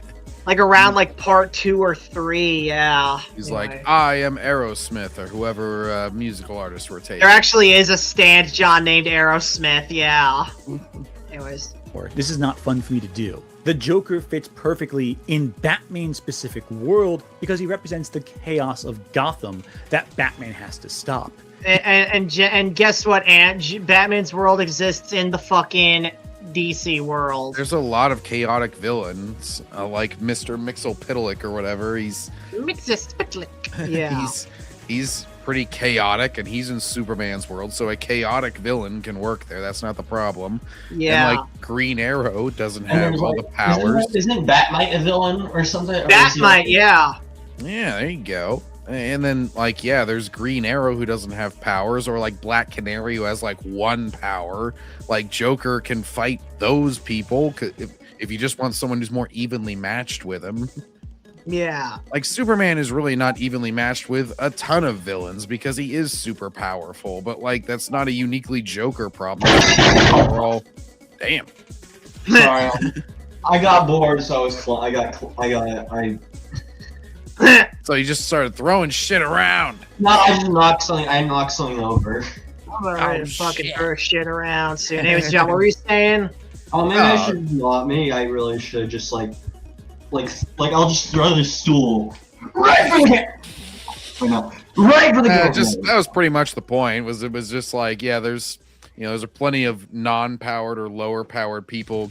Superman, it's a problem overall to even make a villain for him. You have to make it like a Darkseid or somebody if you want to actually like physically challenge him. That or someone who actually can exploit his weaknesses. Yeah. Mm-hmm. Like like Parasite, he can drain his powers. Metallo, he's got a fucking piece of kryptonite inside his chest. Fucking who else you got? Livewire can like shock him to fucking death. Silver Banshee, she's a magic villain. Superman's weak to magic and shit. But yeah, anyways, moving on. He is chaos to Batman's order, and Batman will never maybe just get a villain entirely made of lead or something. How many times is Ant? This is reminding me of the fucking EFAP I watched where they covered Ant because he was covering Blade Runner and he just kept repeating the very basic themes of the movie. He's like, to the point where he was literally just repeating lines from the movie. He was like tears in the rain. Yeah, Batman.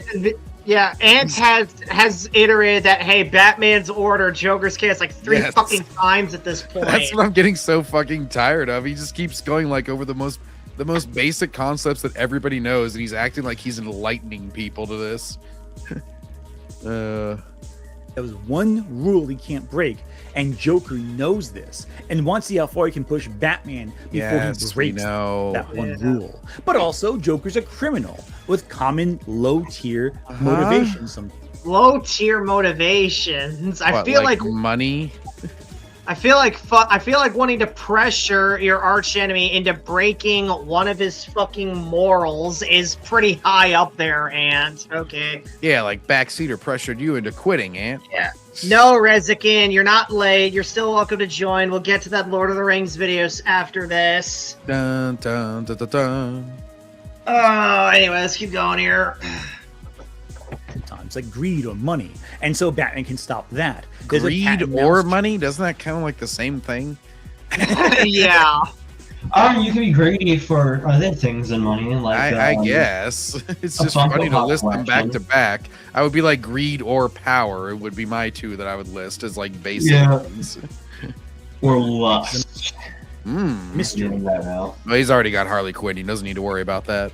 Yeah, Rezikin, you have start like a brothel. Have him start his own Joker brothel. Yeah. That'd be interesting. The Joker's fun house. Tommy Halter will be first in line. He's always talking about how he wants that Clissy. Oh, I'm Batman. I have some more. I have some more wenches now. Rezikin, you have the remainder of this video to hop on. If you're not hop on by the end of this video, we're ending the stream. Anyways. Ooh, so TikTok, Rezikin. Come on, Rezikin. I want to cover a Lord of the Rings video. To just see, Joker's in that building over there. There's no investigation. What the fuck is with his chin there? Where? The previous panel that his hands are showing up. Look at that fucking chin. It looks like it's a key to like a lock or something. The chin of sin. Let me unlock this door for you, Superman. Dude, for some fucking reason, all of Ant's dick lickers were making fun of my chin for some fucking reason. It's like, my chin ain't got nothing on that Imagine trying to uppercut the Joker with that chin. You just shove it into his head if you were Superman and kill him by accident. Yeah, but if it was like Batman, it would like... It's like, Batman, I overdid the Botox. Help me. Rezikin, oh my god, Joker 2 is I took too much advice from Gramuglia. Rezikin, no, that's Cap. That's Cap right there. Okay, this has to be Ray. That's to be Ray J. That's gotta be Bay. It's gotta be Bay. No, Bay used to be believable. Joker 2. Oh god.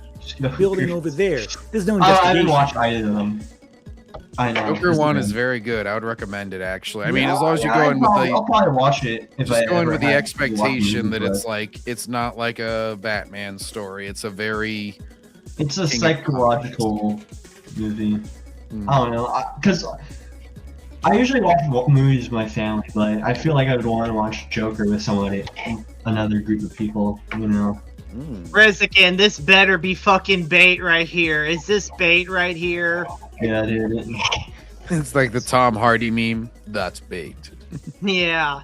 Rezikin, hold on. I got a meme for this. I'll DM it to you, I guess. Alright. Anyways, let's keep going here. Feel interesting anymore. There's no else.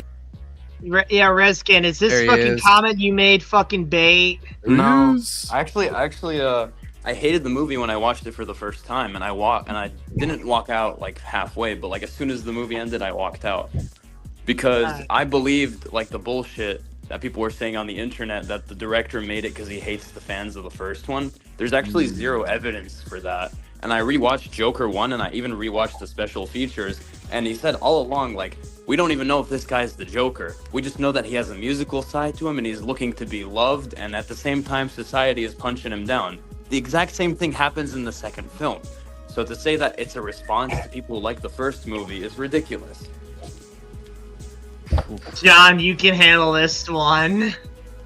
I don't even care about if it's a response to people or not. I just feel like he takes a complete backseat in his own movie, and then just like it just seems like it's a nasty attack on the on the entire character. It's just like whatever. Is it though? Because the thing is, it's a complete opposite ending to Penguin. Did you guys watch the Penguin show? Yeah. At the end of Penguin, he feels no remorse. He kills those closest to him, and he loses his soul in the process. He gets everything he's ever wanted, but he loses his soul. Meanwhile, Arthur realizes that what he's doing is not leading to what he wants. What he wants is just to be loved, and he realizes that by being himself, he's going to be rejected. So he goes in front of the jury and says that, yeah, I was beat up and harassed by these people, and they deserve to die, but I wish I didn't do that. This isn't what I want. This isn't what I want from my life. And what does that get him? Everyone abandons him, and he gets stabbed and dies. And what does it end with? That's life. It's a movie teaching you that if you do the right thing, more often than not, you're not going to get a happy ending. And it's a very depressing movie. I'm not saying that you're wrong when you say he takes a back seat, but it just shows that people like Arthur, people who are mentally ill, are often abused and mistreated and abandoned by everyone. So again, I have no problem with you like not liking the film, but Bro, that is the dumbest fucking take I've ever heard. That's some cliche nihilism to me. It's just like everything sucks all the time. It's like watching Rick and Morty partially.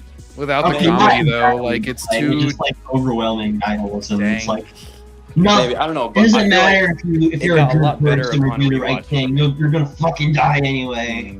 You know, like I would have been fine. Yeah, I would have that's been why fine. I don't know. That's partially why I like Smiling Friends. I know it's completely Rick and Morty also got bad in later seasons. They got kind of flanderized. Smiling Friends is like the antithesis to Rick and Morty, in my opinion. Absolutely is.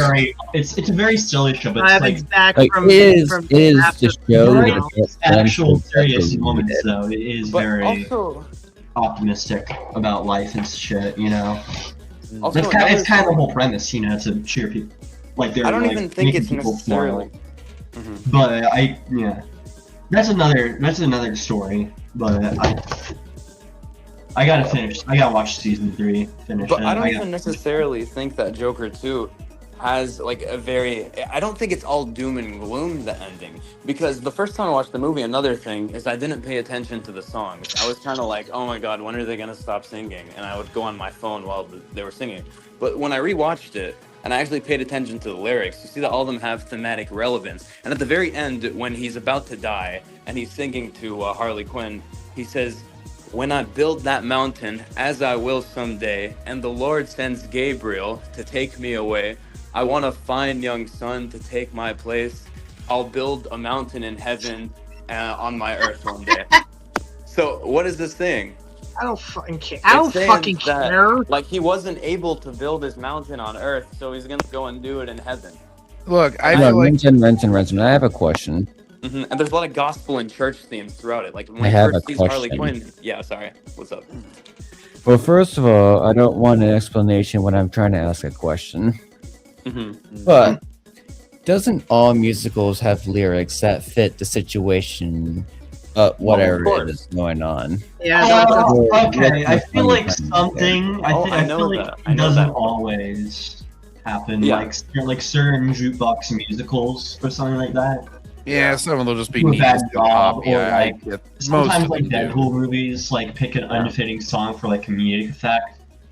Oh, Well- there's one song that doesn't fit, I would say, When You're Smiling. Maybe that one's a little bit forced. But again, an argument can be made for it. But I'm not saying that, oh my God, it's good because the songs fit. I'm saying that, well, I didn't like it the first time because I didn't pay attention to a major part of the movie. And I feel like if people did, they would like it more. That's all I mean. That's not gonna do that shit, bro. I think the first movie had an appropriate mix of depression and sort of like appropriate for his character as far as like him finding his happiness or whatnot. Because it's like he doesn't become a successful comedian, so in that bit it's depressing. And I'm sure he didn't want to shoot anybody. But you know, it's sort of a good little mix there where I feel like it's more than just like outright depression. I feel like it's also a mix here because he finally has someone who actually loves him. In the first movie, he's just fantasizing about it. And I rewatched the first one recently, and like the whole time, like when he's asleep in bed, he's kissing his pillow because he wants to be loved. And his own mom doesn't pay attention to him. Every time he has an interaction with her, and he just basically dedicates his life taking care of her, she says, Thomas Wayne this, Thomas Wayne that. And he ends up killing her. I mean, how much more morbid and depressing can you be? I just feel like the first film... I'll tell you exactly how. You can have him get raped in prison, shit on by a jury the whole movie, and then kill it at the end. But that's the thing. The whole prison rape, like that happens in real life. That's not something that's made up. And I didn't say another rape was made up, but like as far as it happening in the movie. But it's I had the same thing in my initial review. I gave it like you had a prison rape. Oh no! I'm so sorry that happened to you. Bruh, just because that's how it happens in real life doesn't mean that it's gonna that's shit how it happens. But in listen, my guy. I thought it was a bit much too. But in the first movie, you saying that's how I thought it at first tells me that you watched this movie with your brain turned on, and then for the second time you watch it with your brain turned off. Okay. I think you're gonna get flipped. Or vice versa. What? Dude, he was raped in the first movie. I don't fucking care. Dude, you should have extended. You have to. Dude, this is a character study. It's a character study. I don't care. It's a shit character study. No, it's not. Yes, it is. Yeah, that. It's literally just. It is, bro. You're just wrong. It's kind of funny because you're reminding me of the end of the first film where he says you wouldn't get it. I don't fucking care. You wouldn't get it, bro. Yeah, I did get it. It was shit. That's a great answer. All right, anyways, yeah, that's a great answer. We've heard that tons of times. Well, you know what, Reskin? You know what I get? You know what I get? You know what I get? You're a shill. Backseater, you just have to get a deeper understanding, and then you'll agree with him, obviously. That guy is fucking gone from the server, I swear to God, bro. Everybody who doesn't agree with me just lacks the critical understanding, you see. Oh my God. That guy was a fucking shill. That's a mistake bringing him on. The enlightened, like, it's kind of like the enlightened second viewing viewpoint. It's just like... Okay, so if I watch it twice and I still have the same opinion, then can I disagree with you? Case that makes the fight between Batman and Joker so interesting. That was a complete waste of time. I apologize, everybody. And compelling. They're just too powerful. And they're not really interested in playing with Batman's mode of investigation. And retake that shit. You don't do... He like couldn't think of the word and he still kept the take. No, Rezikin, it's not that I'm anti-free speech. I'm anti-shilling. There you go. Joker would be dead immediately, and there'd be no interesting dynamic between them. He'd just be a one-and-done bad guy for the Punisher to defeat. In some stories, such as Going Sane or the... I mean, the Punisher has tons of villains that he doesn't end up killing because the writers really like using them and they want to bring them back for future stories. Like the Russian. You were shilling for a bad film, Rezikin. I don't care if it was the last film. It was a shit film. End of discussion. Yeah, don't encourage more films like that. Oof. Yes, Rezikin. You saying you like that movie means you want more films like that, meaning you want more shit films. Deal with that. Should have been left at one. They made $1 billion. They got greedy. They should have never made the second. Todd Phillips never had plans. If they really wanted to do another one like that, they could have picked even in the even in the fucking guys, like you wouldn't get it, man. Hey, Reskin, you just don't get it. You still don't get it, even presently. Ugh. Yeah, well, you originally got it, but then you lost it. Sorry, Reskin. And who killed Batman? You know what, Reskin? Fuck you. The Lord of the Rings movies have still aged well. I haven't even seen them, and even I could say that they have. Oh my god, is that the video that he linked that they didn't age well? Yeah, or or that they're not as good as you remember. Oh my god. John, you recently John, let's just wrap this up right here so we don't have to watch a video as Sheila recommended. John, were the Lord of the Rings movies you saw this past weekend as good as you remember the first time you saw them? Oh my god. They aged literally the most perfect from effects even, because they were actually smart with how they use CG and everything, to just like it has the classic hero's journey. It's kind of like the original Star Wars, where it's like it's never going to get old because the characters are just perfectly written. This balances even more prominent characters than those.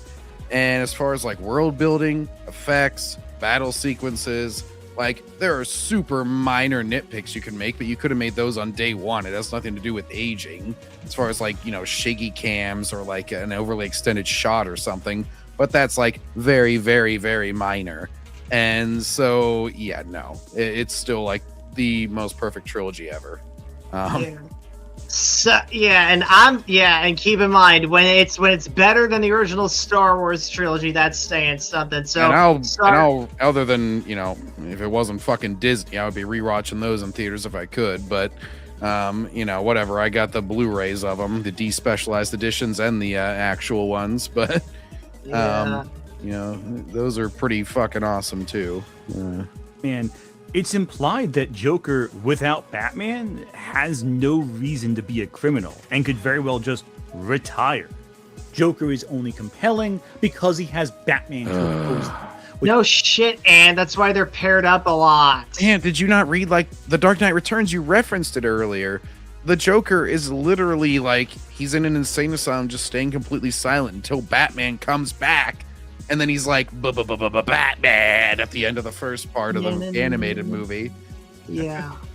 Makes decisions. People don't give that film enough credit. It was actually really well done. Oh, I think I usually hear it. You know, whenever people do talk about it, they're usually one of the big reasons I do hear it talk about it is because a lot of people did not like the Joker voice in that one. But in that particular case, I think it kind of works.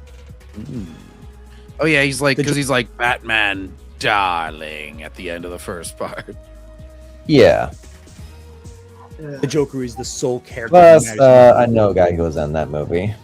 Natch. Peter Weller. Yes, my buddy Peter Weller did the voice of Batman in that one. RoboCop. Now, does he do the voice in the new RoboCop game? I think he does. Like, Ant is puckering up, by the way. I also... What? Ant is puckering up in the pause face. Thank God I got the holy rubber band gun to defend myself with. But anyway. Back to my point. I don't remember for sure if he does the voice in the RoboCop game. I think he does. But I also know for sure that he does the voice for RoboCop in Mortal Kombat. Oh, yeah. Nice. We are the law.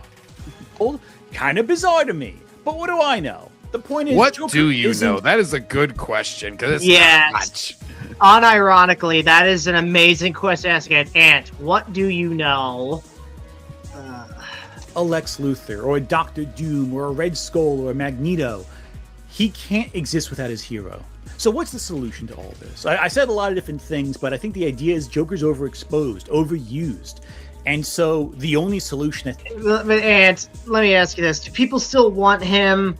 Yes. So your point that he's overused, kind of irrelevant if more and more people want him. Sorry, Ant. Is he going to appear in the Batman 2? And are most people going to like that? Like... Yeah. Because not many people... I mean, look, the Suicide Squad made a lot of money, made like $700 million. But most people agree that version was shit. So for a lot of people, this is going to be like, okay, this is the first Joker we've gotten in a while in like a Batman film. Right.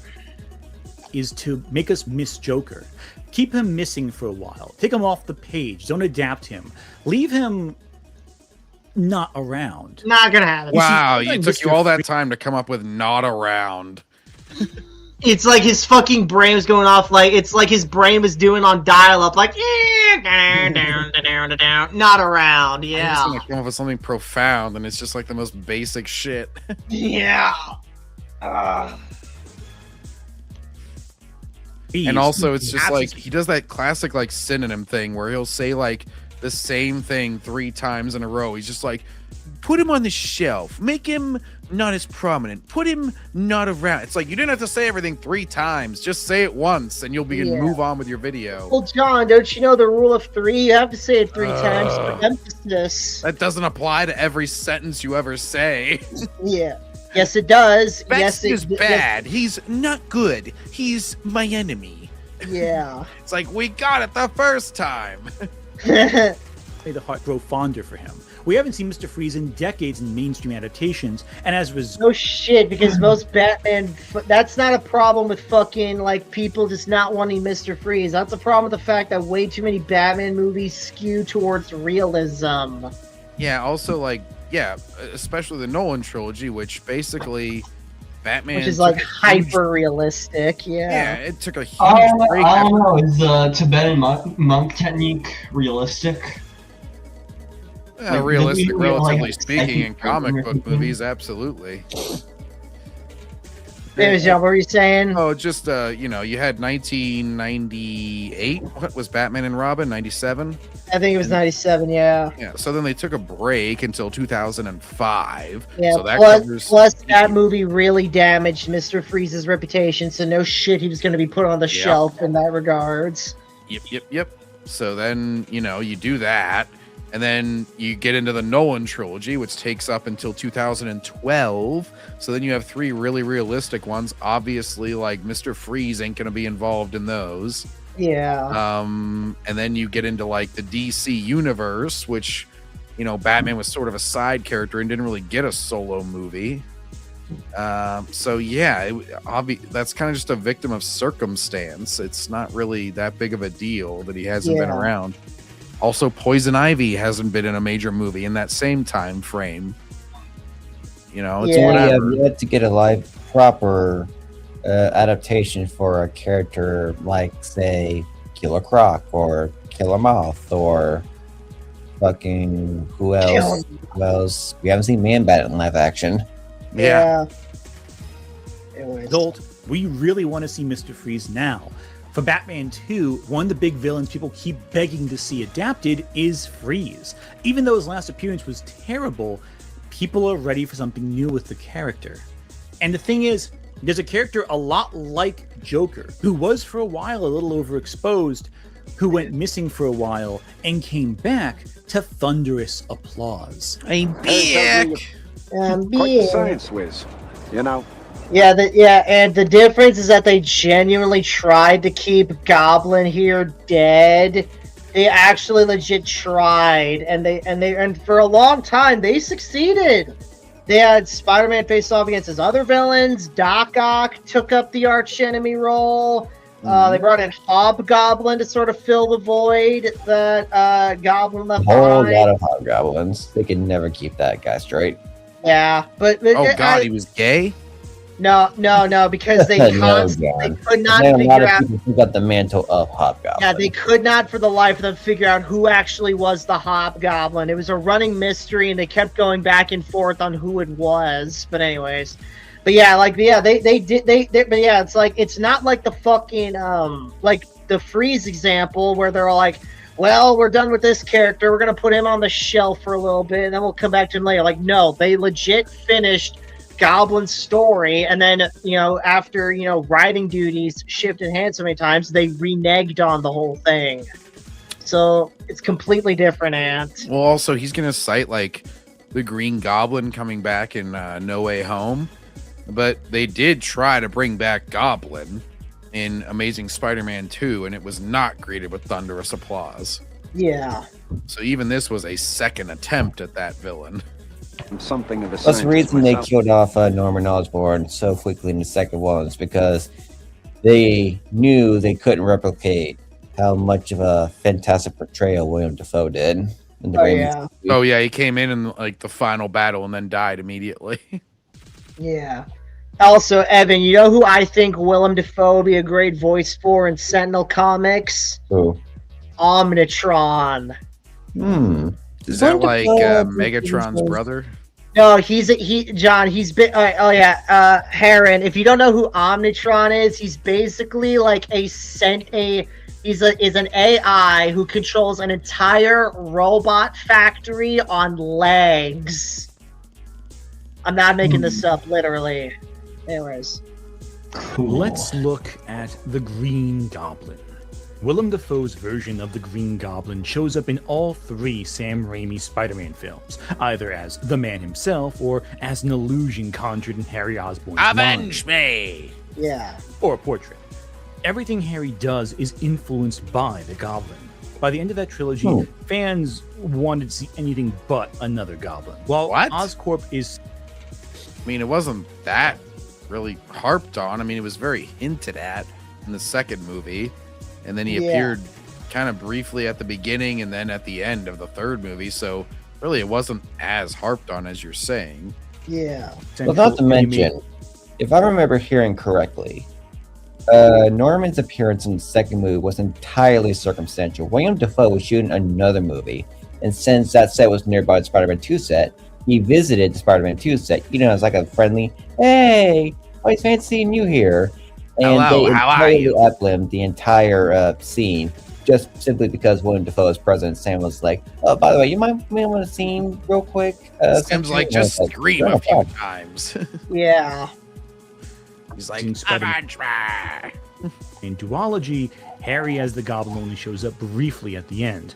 In various games during the 2000s and 2010s, the Green Goblin barely shows up. By the time Norman Osborn returned in No Way Home, played once again by Willem Dafoe, audiences ate it up when he took center stage back, or rather, stole center stage. Yeah, it's called Member Berries, Ant. The Green Goblin isn't the central threat until late into Act 2, basically the transition into Act 3 of the film. He's just another villain brought into the MCU via the Peter Parker wish timey-wimey dimension warping shenanigans. He doesn't have a cool fight with him. It's very weird. I mean, to be fair, and you actually do kind of have a point there. Like, it really wasn't all that clear what Peter was trying to... Like, he just wants the whole world to forget that he is Spider-Man. And of course, Doctor Strange did this whole weird ass thing. Like, again, No Way Home is just one of those movies that the more you watch it, the less it makes sense. Yeah. Well, it's basically all in the first act. It's like you take that big leap as far as like setting up this whole premise. How many Spider-Man, like mainline Spider-Man movies, have had Tom Holland at this point? Has it been? I know there's at least 3. It's been 3, and so they're working on the 4th. Yeah. Yeah, because Tobey Maguire had a trilogy, Andrew Garfield had a trilogy, but no, Andrew Garfield only did have a trilogy. I mean, he was going to, but because Amazing Spider-Man 2 was so poorly received, they shelved the third movie. What third movie? Amazing. I don't remember. Andrew Garfield. Oh. If I remember that's why they're giving Tobey a 4th movie, because to make up for the lack of Andrew's 3rd movie. Well, I will say this, Aaron. If I remember hearing correctly, the plan for Spider-Man 3 was that Peter would discover he has the ability to self-heal, and using that ability, he would bring back Captain Stacy. Oh my god. Rezikin's crashing out now. I can't believe I used to feel bad for how stagnant your channel is and actually share your feeds and subscribe on multiple accounts. Is this profile picture JD Vance? No, I don't know. It's gotta be. I swear to God, that is JD Vance. I don't know. His profile picture looks more like a slightly hungover It's supposed to be an older Tobey Maguire. That's who it is. As Gabi would say, I offered you friendship and you spat in my face. Well, don't be a fucking... Really? You kind of spat first, Rezikin. Yeah, don't be a fucking shill, Rezikin. Don't be a fucking shill, Rezikin. I mean, don't like shitty movies, Rezikin. How about that? You came in with a very hot take, let's be honest. You're just straight up lying. I commented something, was asked to elaborate on stream, and when I made better points than they'd expected, they came out. You made horrible points. That's not really what happened, bro. I didn't even join to talk about that film. Then you shouldn't have fucking talked about it then.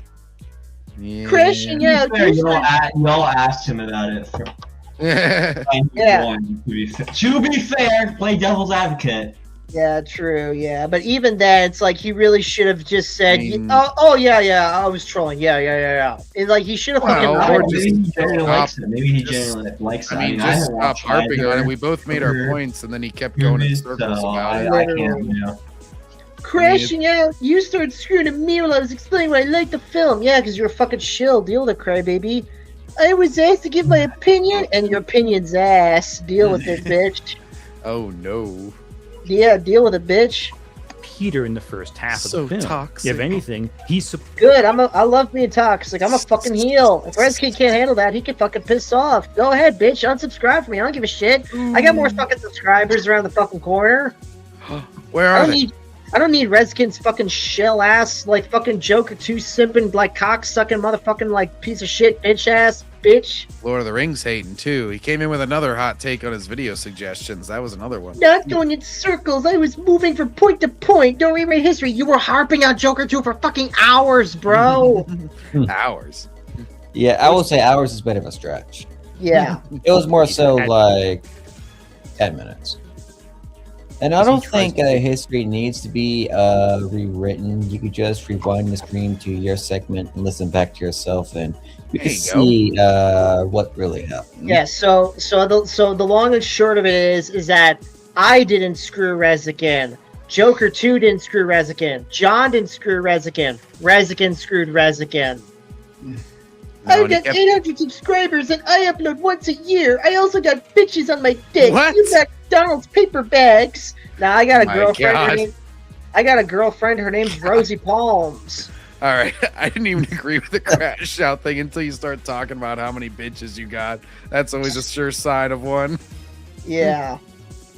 The damages the other Peters did to their villains, as well as the damages Peter himself did to the multiverse. And then he does two things very abruptly. He ruins Peter's plan by unleashing chaos into the Marvel Universe. Chaos. And he kills Aunt May. Chaos control!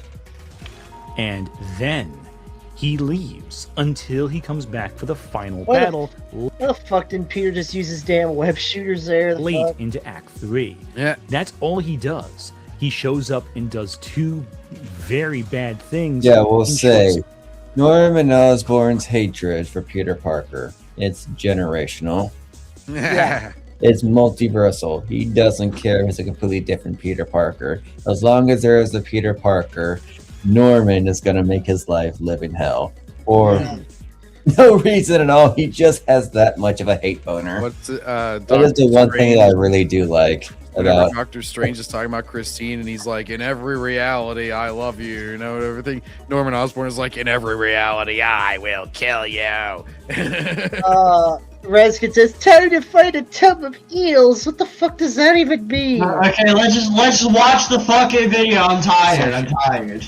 And people call him one of the MCU's greatest villains. And you know something crazy? They're right. No, he's not even from the damn MCU, you fucking retard. Despite having the least screen time, despite working with none of the other villains on screen, Norman is the standout because he does the absolute most with the absolute least. And what's funny is Joker stories used to do that. Yeah, what'd you say, Evan? He's a standout because he's portrayed by a once-in-a-generation actor in William Dafoe. Willem Dafoe. There used to be stories where the Joker just showed up into an established It's Willem, I believe, not William. Well, okay, my apologies, John. My apologies. That was enough. Things up. I only know this because of the How I Met Your Mother joke where they go. Yeah, I will remember. Kind of like a frog with a parrot. Willem Dafoe. Long Halloween for a couple issues because he just Halloween!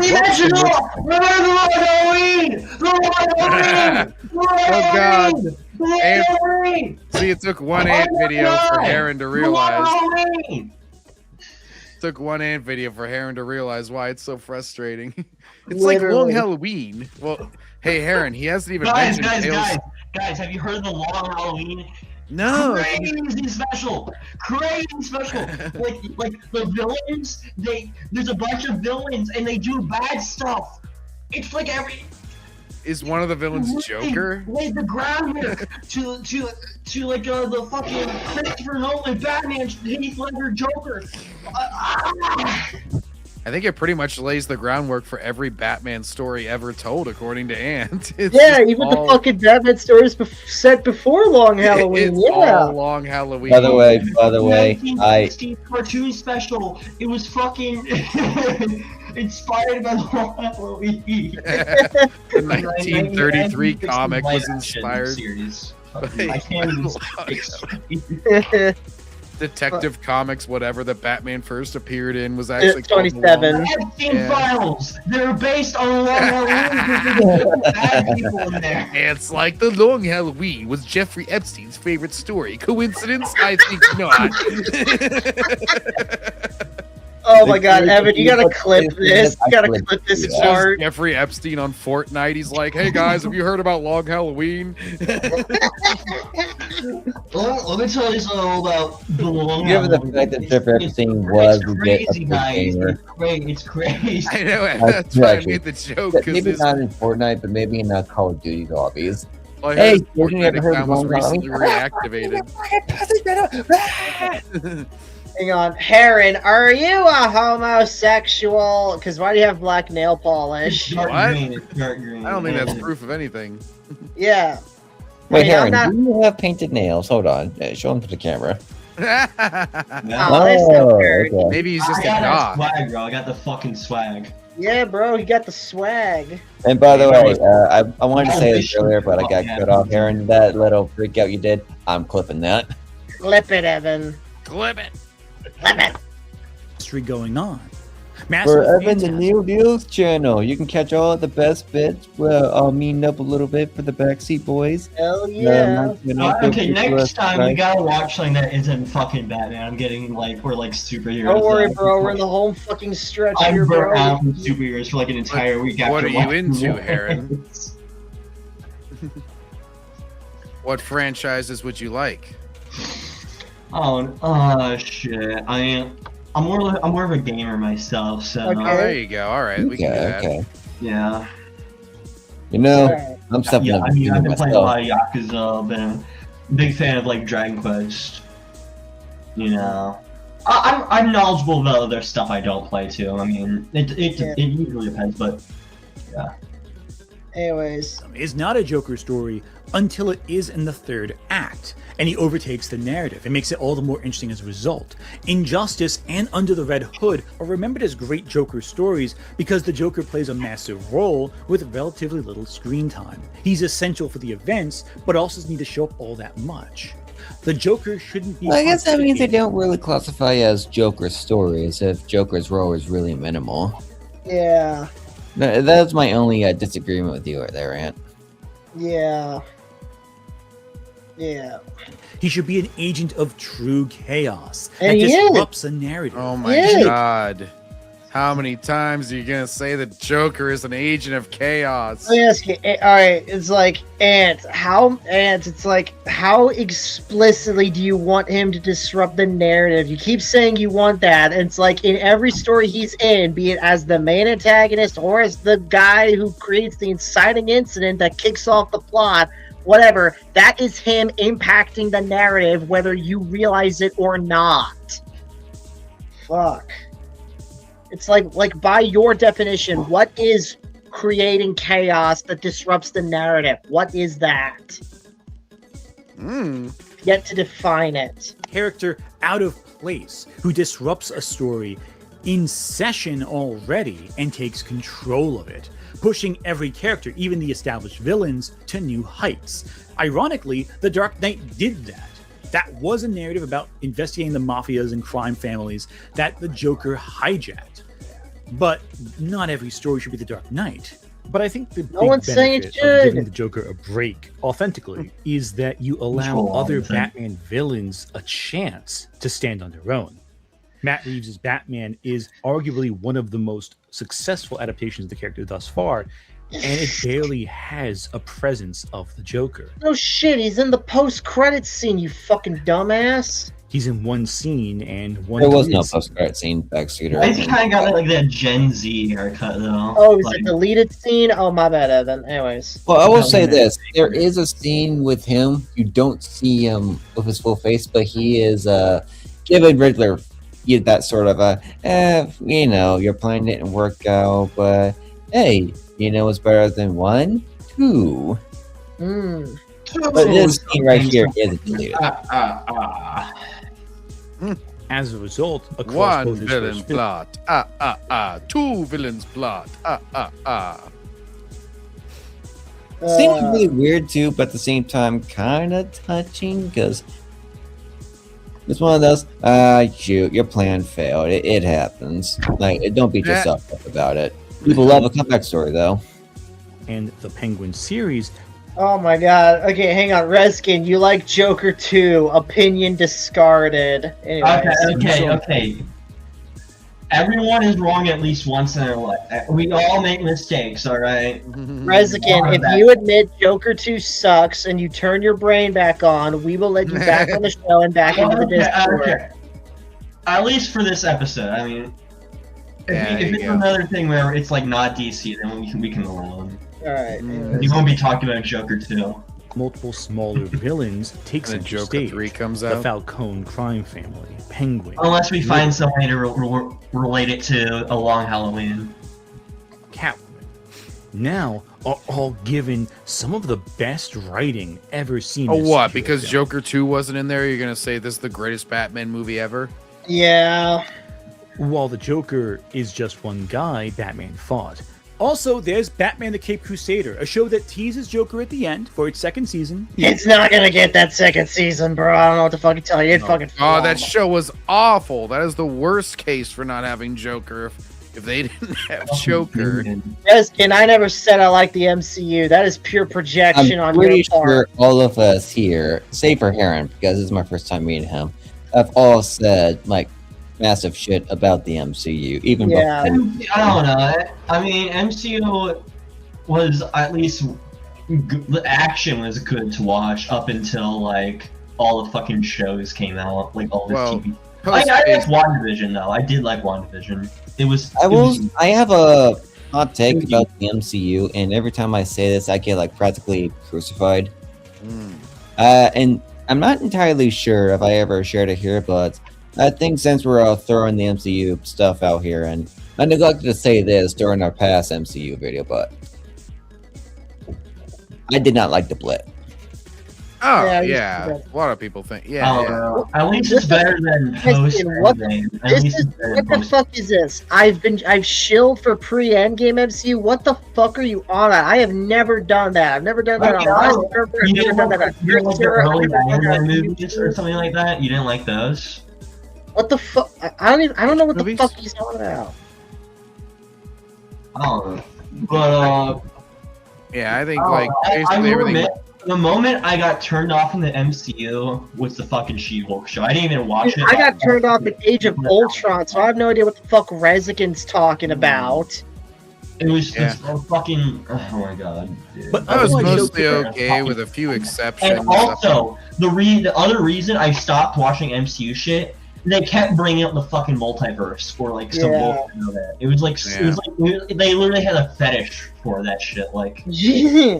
Literally, people were starting to get into the idea of the multiverse. Marvel started the multiverse craze, but it also there's money for bringing back dead characters. The only time I tolerated it was with Deadpool and Wolverine, because it's not supposed to be taken as seriously. No, Redskin, you didn't correct shit. You just made bad takes. Plain simple, it's you who fucked up. Okay, let's not talk about JD. Come on, guys, we're only 2 minutes left. Including villains seldom seen before. They even found a way to make Harley Quinn work without Joker. Yeah, and then fucked her up. Oh my god, they made her an obese Asian therapist. Yeah. I know she's a therapist, but that's pretty much the only part of that that's accurate. Yeah, and they made her work without the Joker. Then why the fuck is she still a fucking clown lady then? Yeah, she's not even the same freaking character. Like, yeah. I mean, you could have it. You can do like make the Harley Quinn look good in like a way that's like appealing. I feel like, you know. Yeah. Here's my question. If they really wanted an Asian lady as a villain in this Batman show, Lady Shiva was right there. Yes, yes. I mean, I don't care too much about like changing the race for a character as long as they're not like it's not like a huge culture war bullshit issue. Like it's absolutely like, wasn't they're like doing it just because they wasn't want to and not cultural for like some culture war bullshit. Then I don't give a shit, honestly. Like it's just kind of like whatever. It's like that was kind of the reason why I wasn't all that mad when they race I mean, swapped. there's no reason to do it, but if you want to change it, The just Eternals weren't A-list characters, so of course Marvel would get away with that. though, like with like other shit where it's obviously for like virtue signaling, it's so insufferable. But I don't mind a new character with it. I don't see a reason to change an established one. I mean, you there's no reason to, but if they do, I'm not gonna like. Like the new Silent Hill debuted today at the PlayStation like when Showcase. Nobody gave a It's shit. like when they redesigned the green M&M. There's no point to playing that. It's such a small. It's small potatoes basically. Like, I remember I was like watching my mother. I can't because she used to watch like Tucker Carlson or something before he left. She was like complaining about the fucking green M&M changing the fucking shoes from high heels to sneakers. And yeah, Two-Face showed up. He died after his origin story, but he still showed up. That's important. Obviously, there's a. Oh, okay. So as long as they get this one character to show up, doesn't matter if he doesn't do anything. As long as they get him to show up, I'm happy. I think he's joking there. I think he's joking there. Terrible joke. Massive gap in quality. I don't know. Maybe he's not, but I feel like he's. I think he's doing. Guys, look at this animation right here. Whee! God, the maybe it's like a animation fast was scene, so you so don't understand. clippy. Reminds me a bit of Invincible in a way. Yeah. But it illustrates what happens when you take the most famous character of a story out of the equation for a bit. Dude, it don't matter if Joker's in that show. That show is fucking ass. You can't fucking fix that show by putting the Joker in it, Yeah, bro. unfortunately, that was like they were trying to use Bruce Timm's name for clout, and it was awful. It was so bad that Warner legit looked at it and was like, you know what? We're good. Yeah. A lot of really creative interpretations of lesser seen characters that makes them compelling. Oh, and somehow I said all this without bringing up Young Justice, which arguably had the worst version of the Joker, who they promptly didn't bring back for a very long time in favor of actually compelling, under-adapted villains. I think that cartoon. Oh my god. Your entire liking of something or not is based on how much Joker it has on it, apparently. Dude, why does dude, oh my god, what does Black Manta look like? Fucking like his mask, Evan, that kind of looks like Brainstorm from Ben 10, don't it? Look at that, that's fucking Brainstorm. That looks like more of a crab than a manta. Yeah, that's fucking Brainstorm, bro. I kind of see what you're saying. Brainstorm. Although I will admit, I really like Black Manta's voice in Young Justice. Take another look at Black Manta, one of Aquaman's greatest enemies. After previously dismissing pre-New 52 Aquaman is kind of a What joke. other enemies does Aquaman even have? Like all I know about is Ocean Master. There's Ocean Master. There's King Shark by technicality. Yeah. Let me see here. He's got fucking Fuck, hang on, guys. I'm googling it. I'm I feel like Batman versus Black Manta would be interesting. Yeah, I could see that being a good. Okay, he's got Black Manta, an Ocean Master, Carapax, Fisherman, Scavenger, the Human Flying Fish, the Trench, The King Human Shark. So you're just a guy who flies. Fish-related villains. The Eel, Marine Marauder, the Wait, Deep did you say the eel? Eel. Oh, okay. I thought you said the heel. I was like, that's a little on the nose. The Marine Marauder, Deep Six, the Thirst, Kordax. Thirst. Okay. Okay, I can understand why the Aquaman movies weren't as successful. Because what are these? Well, hang on. The first one was very successful. Yeah, Kordak. $1 million. Kordax Oh, and Charybdis rounding everyone out. There you go. I feel like as Backseat was reading those names, I couldn't help but to feel, are these made up? No. Yeah, it's like some. It's like. Hang on, let me look at these fucking I would guys. just love like the human flying fish shows up and all the superheroes are just like, so you're just like Angel, you just fly. He's like, no, I'm the human flying fish. Hang on, here he fucking is. Oh no, it's the human flying fish. What should we do? So you could like fly, but like not very long and not away from Human water. flying That's fish, like a what do we shitty do? power. Look at this I know. fucking guy.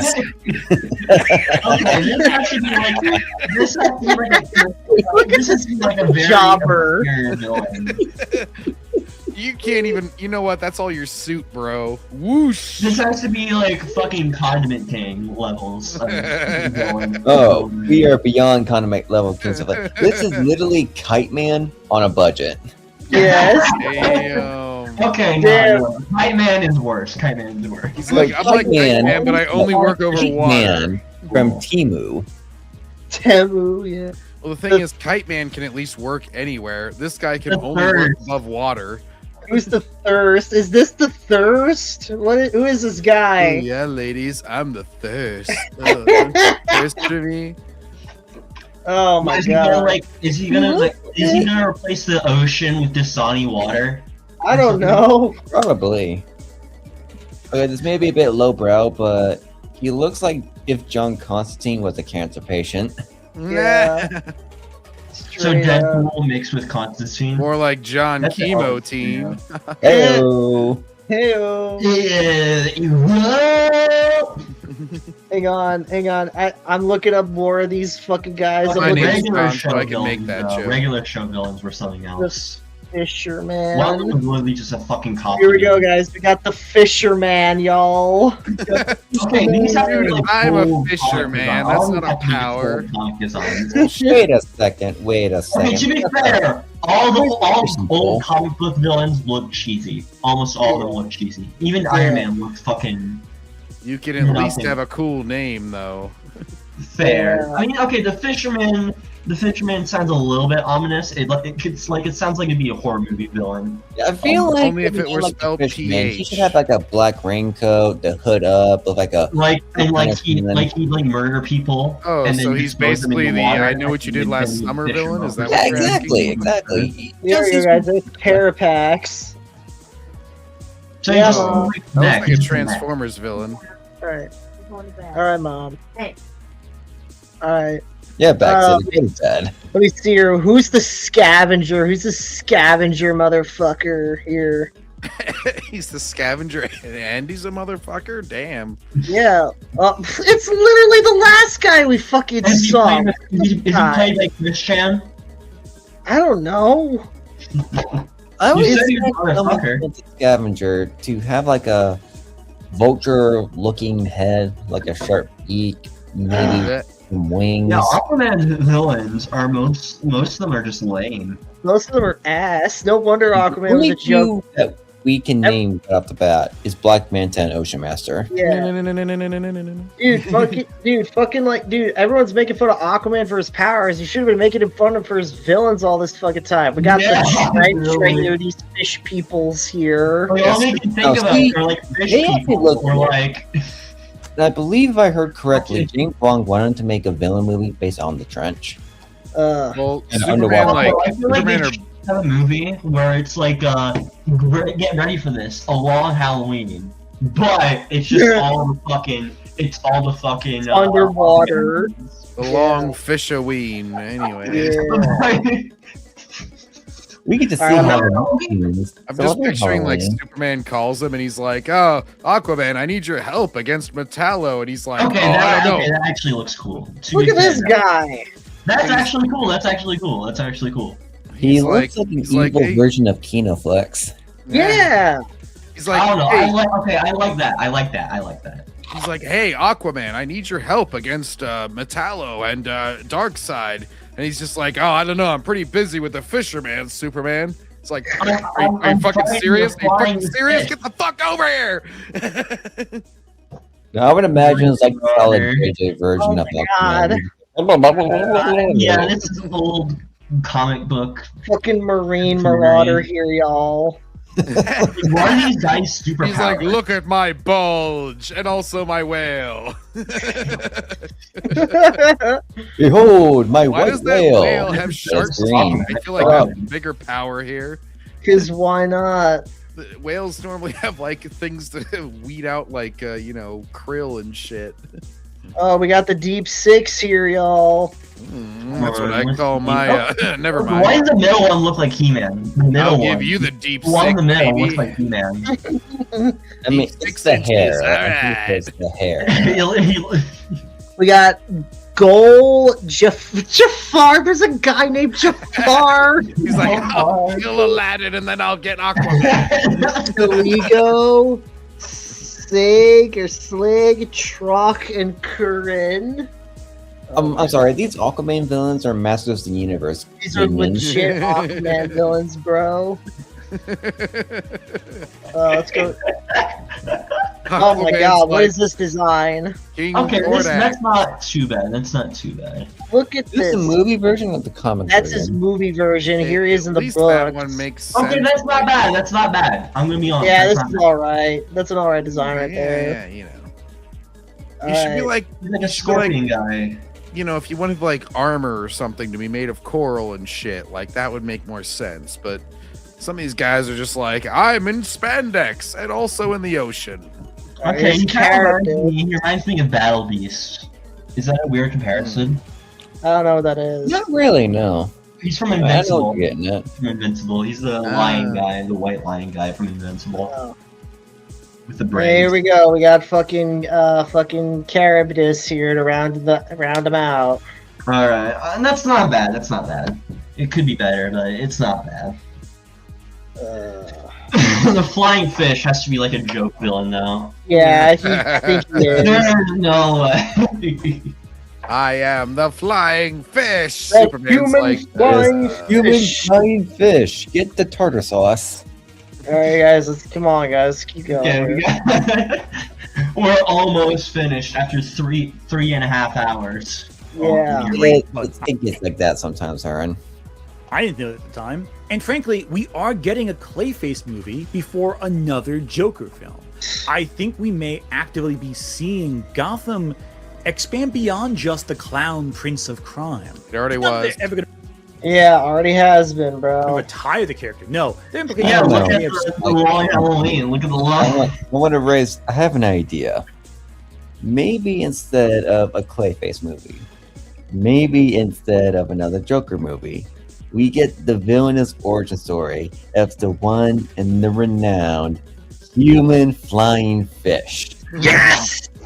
Yes, James Gunn, hire this man right now! Hire this lizard man right now! They like hint at it throughout the movie. He sees like a flying fish on Discovery Channel or something. He's just like, I want to be. And then like, cool. Then like he watches some stupid kid like flying a kite or something, and he's just like, I was a flying fish.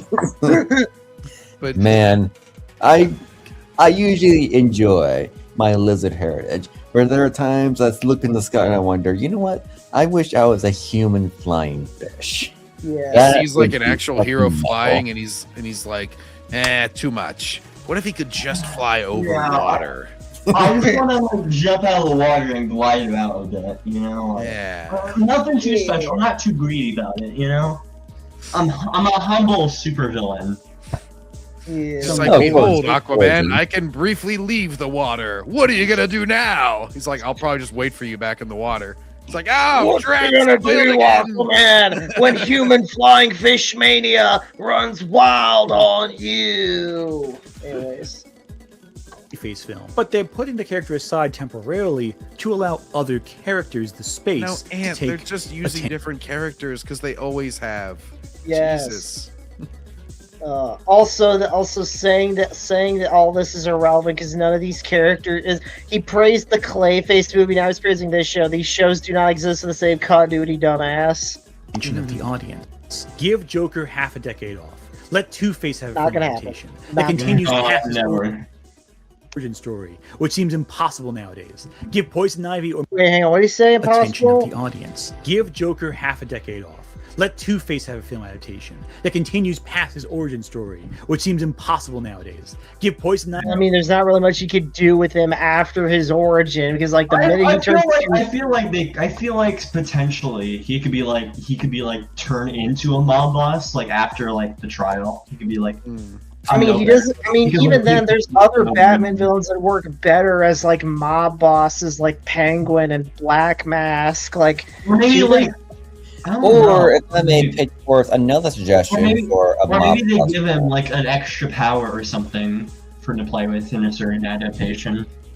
If I may put forth a name for a mob boss character. I feel like Two-Face, he needs like a bit of an overhaul if they want to expand, but I feel like it's possible just with some tweaking to his character.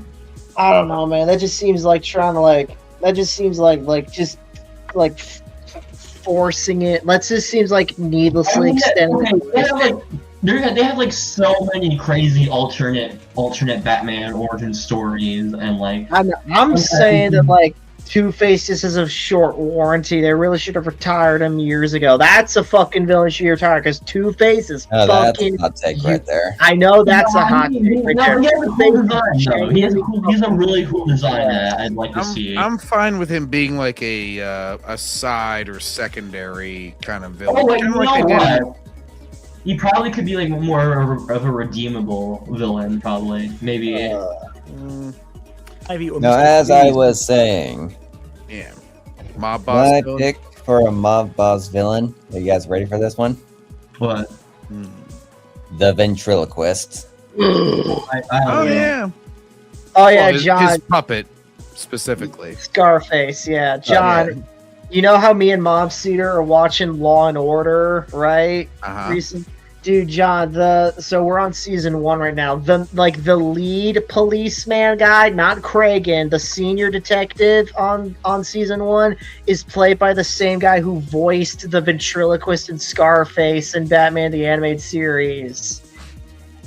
No, I'm not making that up. Seriously. Funny. Okay. Does he sound the same? A little bit, yeah.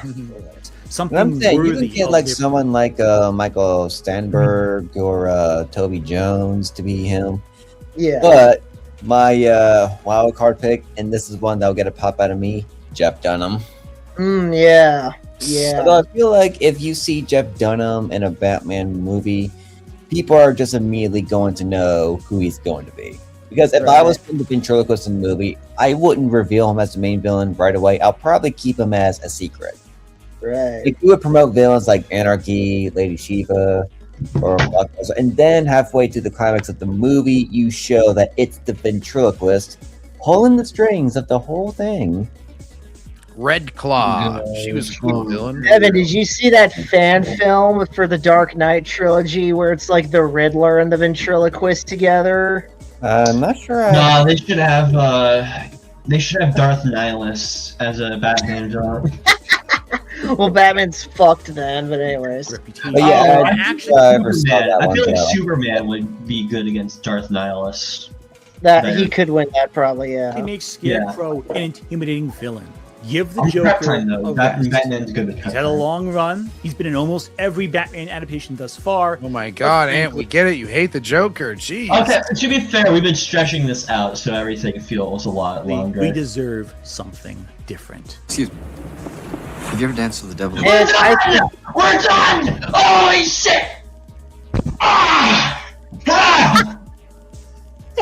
I like this guy. Ant versus Andy Pants Gaming, a GTA crash out. That looked like an. Oh, yeah, okay. What are opinions on Andy Pants Gaming? I don't really know fucking, at all. We're fucking done, bro. Shit. This is We're fucking- not gonna react to a video anymore. No. But like, I'm done. Yeah, I'm done for tonight. I do not know him. yeah, Oh my god. So guys, final thoughts on This this. stream had everything. Notable newcomers, fun crash outs, a friendship ending on chat, someone getting kicked out. Okay, I new think I memes, think new if you all jokes. kiss and make out, you'll solve it. All right, let's go. Punch at it, no one noticing. Yeah, let's go around the fucking table. John, final thoughts on the video? Nah, it's a typical Ant video. It's stretched out, padded, just repeating the same points 5 million times, and then just having pretty horrible takes of just like like the whole premise, the whole thesis was let's give Joker a 5-year break, and he basically spent the whole time recapping every Joker appearance ever, which is the typical off-topic crap that he does, where it's just like, oh, I'm gonna read Wikipedia articles and summarize it and compare everything to one stupid thing that I get obsessed with, i.e. Long Halloween in this instance. Evan, final thoughts? Well, Heron made this point earlier, and I want to reiterate it. I get what Ant's saying, and I do think you could do a mainstream Batman story without the Joker as the, main focus or the main villain.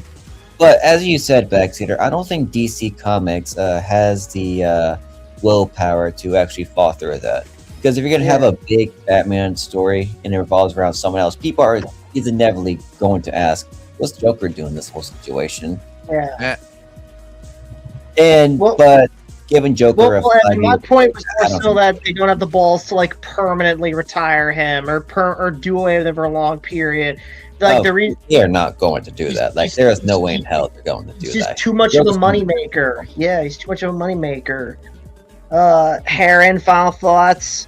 I mean, well, I do agree that maybe Joker should probably be used less, and maybe even Batman should be used. The whole Gotham kind of thing should be used a bit less in favor of other DC kind of bubbles of heroes and villains. Or hell, if you still want to do a direct adaptation of the Long Halloween, all right, and he should be greenlit. Direct adaptation of the Long Halloween. He do a great job. He do a great job. They do a great job because Long Halloween, that's a good Batman story right there. We all love the Long Halloween there. It's a cornerstone of all Batman. Batman wouldn't exist without the Long Halloween. The Long Halloween. You may think differently. It's the first Batman thing out there. It was actually there's DVDs of it in ancient Roman and Egyptian tombs. Actually. Yeah. It's like as much of an ancient tale as Homer's Odyssey. Alright guys, that's going to be it for today's video. So if you guys enjoyed this video, please give it a thumbs up, comment below, subscribe on videos like this. We'll see you guys next time in the Backseat. Take care! Peace.